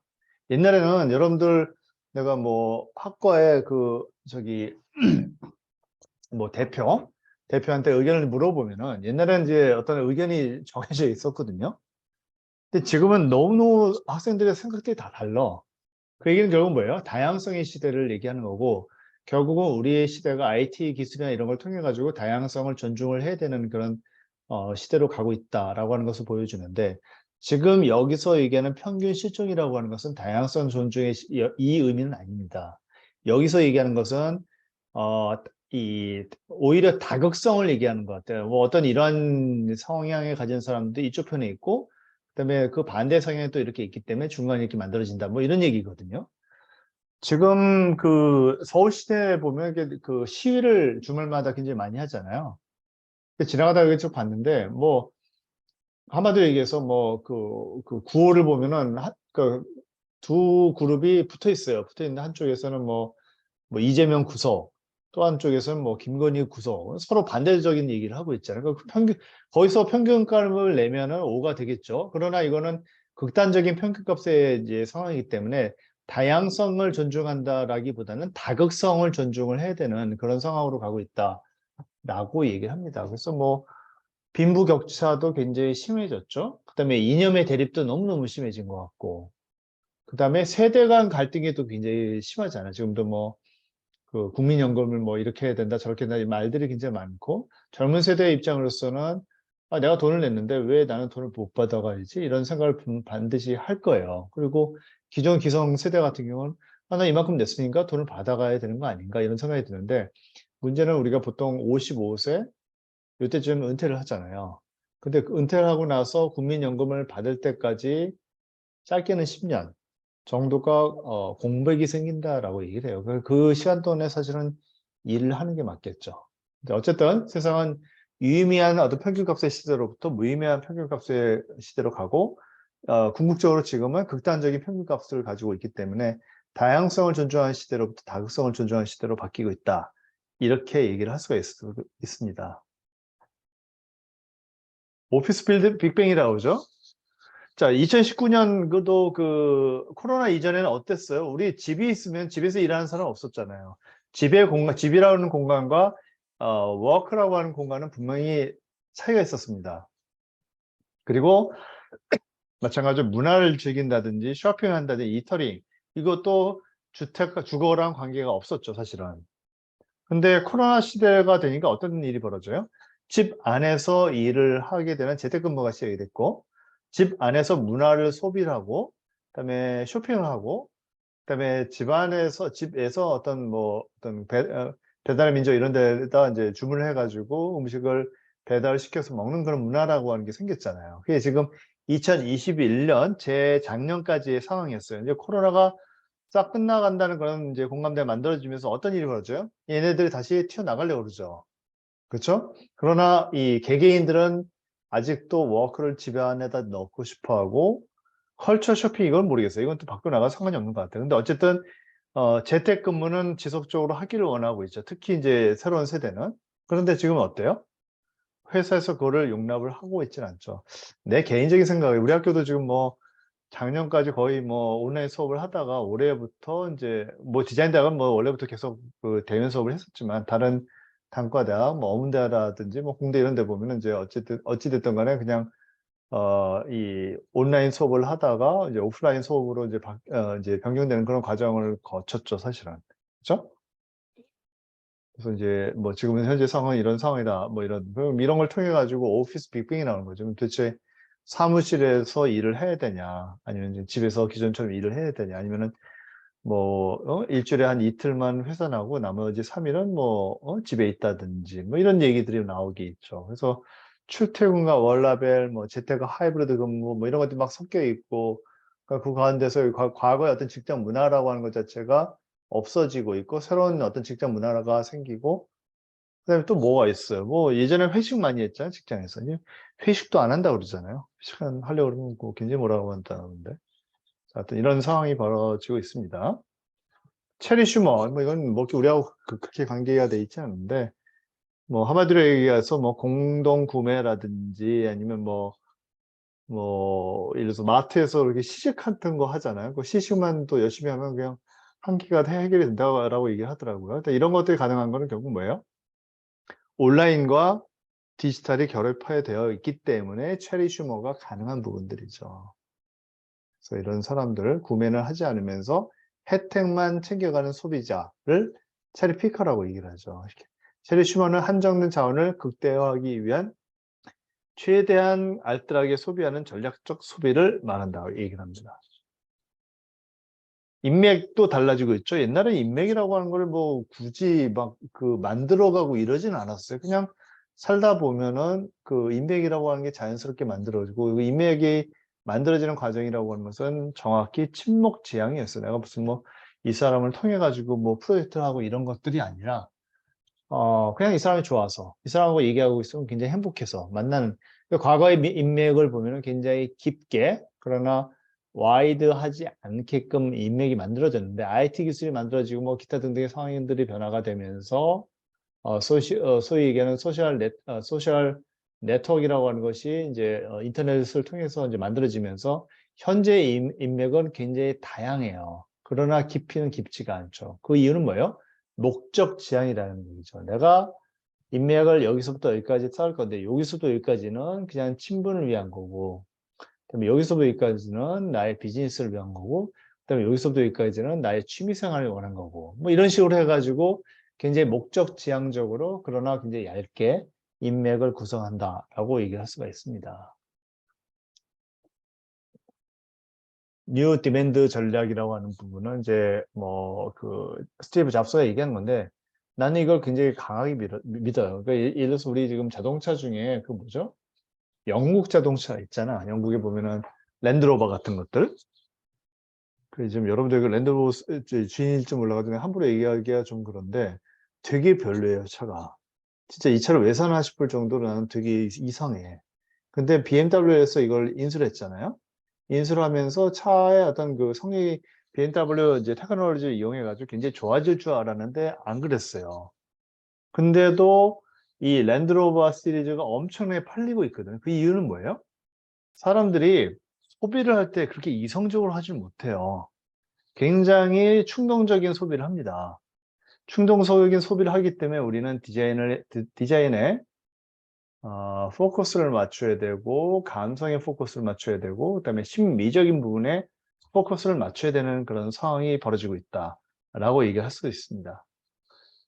디깅 모멘트는 한마디로 얘기해서 매니아 같은 사람들, 뭐 덕후, 뭐 팬슈머, 그다음에 과몰입이라고 그러죠. 어떤 특정한 분야에 굉장히 집중을 하면서 본인이 가지고 있는 어떤 노력과 열정, 뭐 돈, 모든 것들을 막 아낌없이 투자하는 사람들, 이런 이제 사람들의 어떤 세상으로 바뀌고 있는 것 같아요, 내가 봐도. 근데 요즘 보면 이렇게 우리 집에서 이제 지하철 타러 가는 그 길목 사이 조금 허름한 건물들이 좀 있는데, 거기가 또 이렇게 다 와인바로 바뀌더라고. 그래서 야, 이런 데서 와인바를 해가지고 될까? 뭐 싶었는데, 웬걸? 요즘 샵들이 레스토랑도 그렇고 술집도 그렇고 어떻게 돼요? 굉장히 작게 만든 거 아나? 굉장히 작게 만들고 굉장히 비싸게 팔아요. 그리고 맛이 있고, 이 세 가지가 있거든요. 그러니까 그런 데는 막 줄을 서죠. 줄을 서봤자 하루에 5테이블 끝, 뭐 이런 식으로 많이 하잖아. 그렇죠? 이런 것들이 뭐 디깅 모멘텀이랑 관계가 있습니다. 알파 세대가 온다라고 얘기를 해요. 이건 잘 안 읽어봤어. 그리고 중요한 게 선제적 대응 기술이라고 하는 게 나오는데, 이제 옛날에 내가 대학교 졸업하고 이제 회사를 다닐 때, 그때는 인텔리전스 빌딩이라는 개념이 있어가지고, 또 IT가, 그 당시까지 IT가 이제 건물에 많이 활용이 되는 그런 이제 상황이었는데, 이게 최근에 와서 예방적인 그런 개념으로 조금 바뀌고 있는 것 같아요. 어떤 사회적 약자를 돕기도 하고, 뭐, 예를 들어서 사람이 많다. 그러면 이제 어떤, 지난번에 이태원 사고처럼 사고가 크게 날 가능성이 있잖아요. 그런 기술들을 가지고 와서 예방적으로 뭐 어떤 조치를 취하게 한다든지, 이런 얘기들이 나오기 때문에 선제적 대응 기술이 공간 디자인에 활용될 가능성이 분명히 있습니다. 공간력이 제일 중요한데, 이 부분은 사람을 모을 수 있는 공간을 얘기를 해요. 공간력이라고 하는 게. 근데 사람을 어떤 특정한 공간에 사람이 모이게 하는 방법은 여러 가지가 있는데, 첫 번째는 공간 구조예요. 공간 구조가 어떻게 되면은 이곳에 사람이 많이 모인다. 이게 굉장히 중요한 부분이고. 근데 그 공간의 형태가 굉장히 또 아름답고 멋있어야겠죠? 그럼 또 사람이 많이 모입니다. 특별한 공간일 경우. 그리고 컨텐츠가 괜찮고 스토리텔링이 되는 건물에 사람들이 모입니다. 공간력이 있으니까. 그리고 비일상적인 형태와 구조와 사람들의 비헤이비어, 행동, 이런 것이 있을 때 공간력이 있다. 일 가능성이 굉장히 높다는 얘기죠. 그다음에 네버랜드 신드롬은 뭐 남녀노소 가리지 않고, 뭐 스타벅스 좀 가보면 어때요? 나는 그 주말에 되면 이제 저기 스타벅스 꼭 가요. 가가지고 한 4시간, 5시간 뭐 이것저것 이제 그 주에 못했던 일들 다 처리하고 나오는데, 옛날에는 사실 나 정도 되는 나이의 사람이 카페를 간다는 것 자체가 사실은 굉장히 어색한 행위였거든요. 근데 지금은 그런가? 나는 우리 아버님이 아직 살아 계시는데 90인데 그럼 모시고 카페를 가는 경우도 있고 커피 마시려고. 그러니까 어떤 특정한 그러니까 세대의 어떤 구분이 없어지는 상황을 얘기하는 것이 정확한 답일 것 같습니다. 이런 식으로 해가지고 10가지의 키워드를 2023년대에 이제 나올 것이다라고 예측을 하면서 나온 부분이에요. 이걸 좀 읽어보고, 읽어보기 싫으면은 그 서평을 적은 이제 블로그들이 많이 있잖아요. 그걸 한번 보세요. 아니면, 그 시간도 안 된다. 그러면은 이제 목차만 보세요. 목차만 봐도 이분이 하시려는 이야기를 알 수가 있습니다. 예전에 보면 트렌드 코리아 2021이 있었죠. 22를 내가 안 하니 22년 때 졸업 작품을 안 해가지고 작년에. 스타일을 못했는데, 뭐 2021년 걸 한번 봅시다. 코로나 시대였죠. 그래서 브이노믹스, 팬데믹이 이제 지속될 것이다. 에 관한 부분들. 그다음에 이제 그 당시에 뭐 무슨 비트코인이나 뭐 이런 걸 통해서 자본을 크게 축적한 자본주의 키즈가 온다. 뭐 이런 얘기도 좀 있었고, 레이블링 게임, 그러니까 뭐 이런 거, 뭐 이게 뭐라 하죠? MTBI인가? 뭐 여러분들 많이 하는 거 있잖아요. 한 번도 안 해봤는데. 그거 가지고 상대방이 뭐냐에 따라서 데이트를 할 것이냐, 아니 할 것이냐, 뭐 이런 걸 결정하기도 하고, 이 레이블링을 이제 만드는 거죠. 사람들이 거기 열광하고 있고, 뭐 마블 얘기도 좀 나오고 있고요. 경험, 체험제 어떤 그런 부분들. 그다음에 집에 대한 얘기가 진짜 많아요. 그러니까 코로나가 되면서 사실은 사람들의 인테리어에 대한 관심이 굉장히 높아졌고, 원래 그 국민소득이 3만 불이 넘어가면은 인테리어에 대한 수요가 엄청 늘어난다고 하거든요. 그 얘기죠. 뭐, 스윗 홈. 그래서 홈에서, 원래 어떤 집이 가지고 있던 기능과, 그다음에 워크의 기능, 애슬리트, 이제 운동하는 기능, 이런 것들이 이제 집에서 이루어진다라는 얘기겠죠. 아무래도. 뭐 경제에 관한 얘기들, 경제가 굉장히 안 좋죠. 레이어드 홈이라고 해요. 참 우리가 많이 써먹을 만한 그런 내용인 거예요. 옛날엔 집은 그냥 집이었죠. 그렇죠? 근데 좀 지나니까 확진자를 이제 어떤 구획하기 위한 그런 집이 되기도 하고, 이게 이제 집인데 또 일터가 되기도 하고, 그다음에 어떤 이런 과정을 통해서 어떤 새로운 어떤 가치가 만들어진다든지. 그러니까 결국은 이제 집이 일터가 되고, 좀 있으면 또 운동장으로 바뀌고, 그다음에 뭐 침대로 바뀌고, 뭐 식탁으로 바뀌고, 뭐 이런 이제 레이어링 기능을 얘기를 하는 겁니다. 자, 돈을 좋아한다라고 얘기를 하고요. 그다음에 베스트 위 이제 피봇이라고 하는 건 뭐예요? 우리 지금 문에 보면 정첩을 얘기하잖아요. 피벗 정첩이라고 얘기를 하잖아요. 지금 보통 여러분들 아파트에 있는 이제 그 정첩은 버튼 힌지잖아. 버튼 힌지인데 지금 디자인다하게 각 이제 그 실기실 거기 문짝은 뭐예요? 여닫이로 돼 있잖아. 그러면서 거기 피봇이 있잖아. 피봇이 있으면서 변화를 준다는 얘기죠. 그래서 호텔인데 호텔이 바뀌어요. 좀 지나면은 시간이 좀 지나면 이걸 뭐 원래 목적대로 호텔로 사용한다든지, 그렇죠? 뭐 이런 식으로. 아니면 또 이거를 좀 시간이 지나면은 뭐 회의장으로 바꾸고 좀 지나면 또 뭐 사무공간, 업무공간 바꾸기도 하고 뭐 이런 얘기들이 나오기도 하죠. 이런 얘기들이고 뭐 이런 것들이 좀 있었죠. 이렇게 비행기를 타고 이제 여행을 가는데 그 나라에 내리지는 않고 그냥 한번 선회하고 다시 공항으로 오는 거 좀 우스꽝스러운데 지금 보면은 그런 얘기들이 많이 있었습니다. 그다음에 on this 롤러코스터 라이프라고 얘기를 해가지고 이제 어떤 그 팝업 스토어를 얘기하는 거죠. 굉장히 짧은 기간 동안에 인테리어를 해가지고 들어왔다가 또 바로 빠지는 그런 형식. 자, 이거 하다 보면 어떤 일이 벌어져요? 이거를 새로운 뉴 프로덕트를 추구하기 위해서 줄을 서고, 그죠? 그다음에 탄다는 얘기는 뭐예요? 그러니까 예측 불허한 얘기, 뭐 잘 될 수도 있고 못 될 수도 있는데 어쨌든 잘 되든 못 되든 이슈가 되기 때문에 중요한 부분입니다. 내리기, 종료되면 마련 없이 떠나는 것들, 뭐 이런 것들이 이제 롤러코스터 라이프의 3단계라고 얘기를 합니다. 그다음에 언택트, 응? 언택트 with human touch라고 얘기를 하잖아요. 그러니까 이게 서현 현자가 말하는 서현 브러쉬인데 이게 뭐 그 이제 여성들 이렇게 그 메이크업 하는 뭐 그런 것 같은데, 그렇죠? 근데 이 아저씨가 전혀 메이크업 같은 거 할 만한 아저씨는 아닌 것 같은데, 어쨌든 그 서현역 분당 서현역에서 이런 장사를 하면서 이 사람이 뭐 이렇게 잘 하나 보죠. 뭐 이런 얘기가 나왔습니다. 어떤 휴먼 터치에 관한 얘기죠. 사람만이 할 수 있는 터치. 그렇기 때문에 어떤 사업성이 있고 판매가 가능한 부분이라고 얘기를 할 수가 있습니다. 그다음에 소셜 셀링 처음처럼 뭐 이게 나오기도, 아이린 목소리로 아침을 깨워요. 레이블링 게임을 아까 했었죠. 뭐 이런 부분 좀 넘어갈게요. 뭐 그런 것들.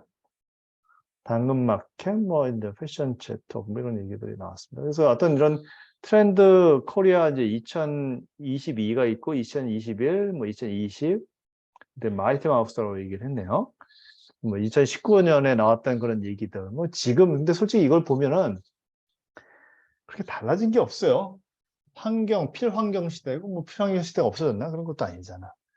그래서 2019년도 이 트렌드 코리아를 보더라도 추천할 만한 그런 컨텐츠가 많이 있습니다. 이걸 한번 보시면서 여러분들 주제를, 프로그램을, 그다음에 기능을 한번 정해 보도록 합시다. 네, 이걸 내가 해가지고 이제 카페에다 올려놓도록 할게요. 이제 19년도가 있었고 18년도에 어떤 그런 내용들이죠. 마이닝 오브 2017년도에 대한 트렌드 코리아, 16년도.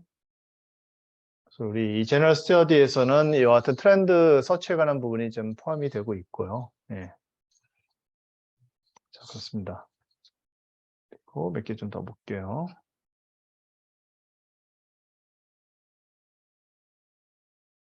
아, 2시간 한다 근데. 그다음에 이게 좀 빨리 할게요. 첫 번째 슬라이드가 제일 중요하고 사실은 이게 이제 그 MBC 컬처 리포트니 더 이상 이런 책은 안 나오는데 2010년도에 나온 책이거든요. 근데 지금 이거를 보더라도 별다른 차이가 없어요. 그러니까 2010년하고 지금하고 10 몇 년의 차이가 있는데, 물론 부분적으로 바뀐 건 있는데 여전히 이러한 트렌드라고 하는 것 자체가 지속되고 있다는 걸 내가 다시 한번 느꼈으면, 뭐 그 당시 나왔던 얘기가 우리가 이제 산업사회가 되면서 정서적으로 허기가 되고, 그다음에 이제 정서적인 이제 어떤 못 채워진 부분들, 이런 것에 대한 그런 얘기들이 있었죠. 그다음에 뭐 자발적 외톨이. 나는 옛날부터 이렇게 밥을, 여러분들은 그러지 못하죠. 밥을 혼자 먹는 거를 잘 못하지. 그쵸? 근데 나는 아주 젊었을 때부터 혼자서 밥을 먹는 건 아닌데, 외톨이는 아닌데, 필요에 의해서, 예를 들어서 내가 이제 뭐 어떤 이제 서울 시내에서 이렇게 뭐 일을 보고 하다 보면 이제 밥을 못 먹을 때가 있죠. 그럼 이제 혼자서 난 밥을 먹을 수가 있거든요, 사실은. 근데 그걸 굉장히 이상하게 생각하는 사람들이 많이 있었던 것 같아. 어떤 자발적 외톨이, 랜덤으로 채팅을 해가지고 전혀 모르는 사람하고 대화를 섞는다든지, 뭐 치유에 관한 얘기들, 그다음에 펫을 많이 데리고 다니기도 하고, 그쵸? 그다음에 여러 가지 인터뷰를 통해 가지고 이 당시에 사람들이 가지고 있는 스토리텔링에 관한 그런 얘기들, 스토리텔링을 파는 회사들, 그다음에 뷰티풀 루저라고 그러죠. 차가운 슬픔을 이제 조장하는 그런 극들, 뭐 이런 것들이 나오기도 하고. 디지털 네이티브, 여러분들 디지털 네이티브죠? 그쵸? 태어나자마자 IT 기기들이 다 있었고 핸드폰이 있었던 시절에 태어났잖아. 그쵸? 그런 것들. 좀 빨리 넘어갈게요. 뷰티풀 루저에 관한 얘기들. 그래서 루저라고 해서 나쁜 건 아닌 것 같아요. 이게 뭐 이렇게 뭐 애니메이션을 보다냐? 잉여인간에 관한 얘기도 좀 나오기도 하고요. 청백전 넘어갑시다. 그다음에 중요한 게 이제 컨셉 워킹에 관한 얘기죠. 걷기를 많이 하죠, 사실은. 그래서 컨셉 워킹을 해가지고 그를 어떤 특정한 그림을 그리기도 하죠. 이게 GPS를 통해 가지고 그림을 그리기도 하고, 그리고 에코 힐링. 그래서 이제 이렇게 자기가 본인들이 다녔던 데를 GPS로 기록하면 이와 같은 형태가 나오게 한다든지, 그쵸? 여기 보면 펑맨이라고 하나? 이거 게임할 때 나오는 거잖아요. 그런 형식으로 해가지고 일부러 이제 이렇게 다님으로써 뭐 스토리죠. 이런 것들이 중요한 것들이. 자, 뭐 이런 얘기들이 좀 나와 있었습니다. 이게 좀 오래된 거라서 맞지 않는 건 넘어가요. 뭐 일상적 안심. 그래서 우리가 어떤 그 일상에서 안심이 이제 이루어질 수 있게끔 crime prevention through environmental design, 셉티드라고 하는 그런 개념을 가져오기도 하고요. 깨진 유리창 알죠? 이게 뭐 그냥 멀쩡한 건물이었는데 갑자기 유리창이 하나 깨졌다. 그럼 다 깨지게 되잖아요. 좀 있으면. 그리고 지역이 안 좋아지죠. 안티플루 해가지고 뭐 어쨌든 그런 코로나를 계기로 해가지고 우리가 어떤 이제 나쁜 병균을 이제 차단하려는 그런 노력들이 많이 있어졌고 집단지성에서 이제 뭐 그 크라우드 소싱이라든지 오픈 소싱 이런 걸 통해 가지고 일을 처리한다든지 이런 거 많죠. 지금도 보면 숨고라고 나오잖아요. 숨은 고소라고 하는 앱이 있잖아. 그 앱이 뭐 일종의 집단 지성이죠. 여러 사람들의 어떤 노력을 통해서 하나를 만들 수도 있고, 그다음에 그런 서비스를 직접적으로 내가 구입을 할 수도 있고, 그죠? 오픈 소스예요. 이제 안드로이드 이런 데서 이제 오픈을 하는 거죠. 그러다 보니까 사람들이 거기에 달라붙어 가지고 뭐 유튜브다 뭐다 만들어내잖아. 그렇죠? 그런 부분을 얘기하는 겁니다. 넥스트 뭐 이렇게 어려운 내용이 아니니까 지나갈게요. 대중과 예술과 대중 상품의 어떤 결합에 관한 이야기들, 뭐 착한 저항 해가지고 뭐 이제 CO2를 줄이는 그런 생산 기지화 이런 얘기들이 뭐 많이 나오죠. 자, 뭐 세컨 라이프라는 얘기도 나오고 뭐 이렇게 해가지고 뭐 이거 다 지금 카페에다 넣어놨거든요.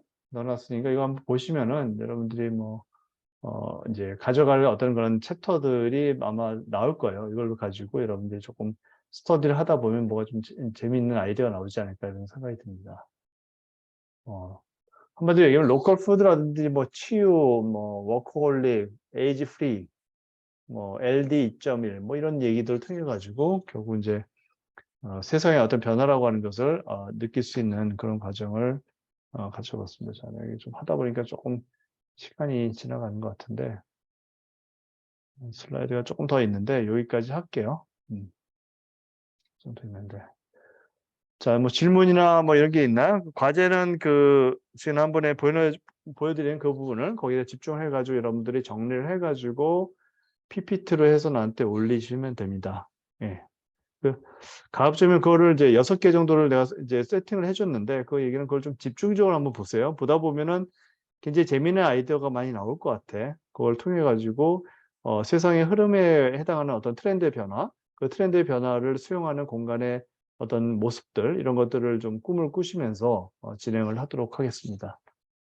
여러분들 오늘 어제 밤까지 해준 과제는 어제 밤부터 내가 쭉 보고 있거든요. 근데 뭐 수정해라 이런 걸 주지는 않고 각 개인별로 내가 조금 코멘트를 조금 다룰게요. 다는데 지금 이거는 그냥 여러분들이 필요한데 지금 가장 중요한 게 뭐냐면은 드로잉 시트가 조금 다들 디자인이 별로야. 그 드로잉 시트가 여러분들 파워포인트 재료이기도 하고 포트폴리오 재료이기도 해요. 굉장히 신경 써서 해야 되고 그럼 뭐 우리가 시각 디자인과 학생도 아니기 때문에 그거를 또 디자인을 하기 위해서 뭐 이런저런 그 논리적인 얘기를 가져올 필요는 없을 것 같고 내 생각에는 좀 잘된 작품들 좀 많이 보면서 좀 보완을 해가는 그런 방향으로 진행을 했으면 좋겠습니다.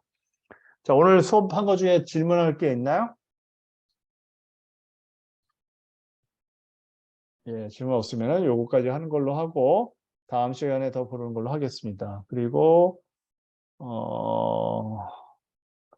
자, 여기 제출란에 발표 방식 유튜브 안 하려고 그래요. 지금 왜 그러냐면 지금 저기 여러분 자격증을 시험 본다고 그러는데 지금 19명 중에서 17명이 자격증을 시험 본다고 그래가지고 거기에 맞춰가지고 수업을 좀 조정을 하려고 그래요. 근데 지금 2주를 빠지자고 얘기를 했는데 이영우 교수인데 2주씩 빠질 수는 없거든요. 그래서 지금 온라인으로 수업을 하다가 2월 마지막 주쯤 해가지고 대면 수업을 좀 몇 번 하면서 그걸 조금 이렇게 상세를 시키려고 해요. 그 계획은 내가 조금 이따가 이제 다음 주쯤 해가지고 다시 알려드리도록 하겠습니다.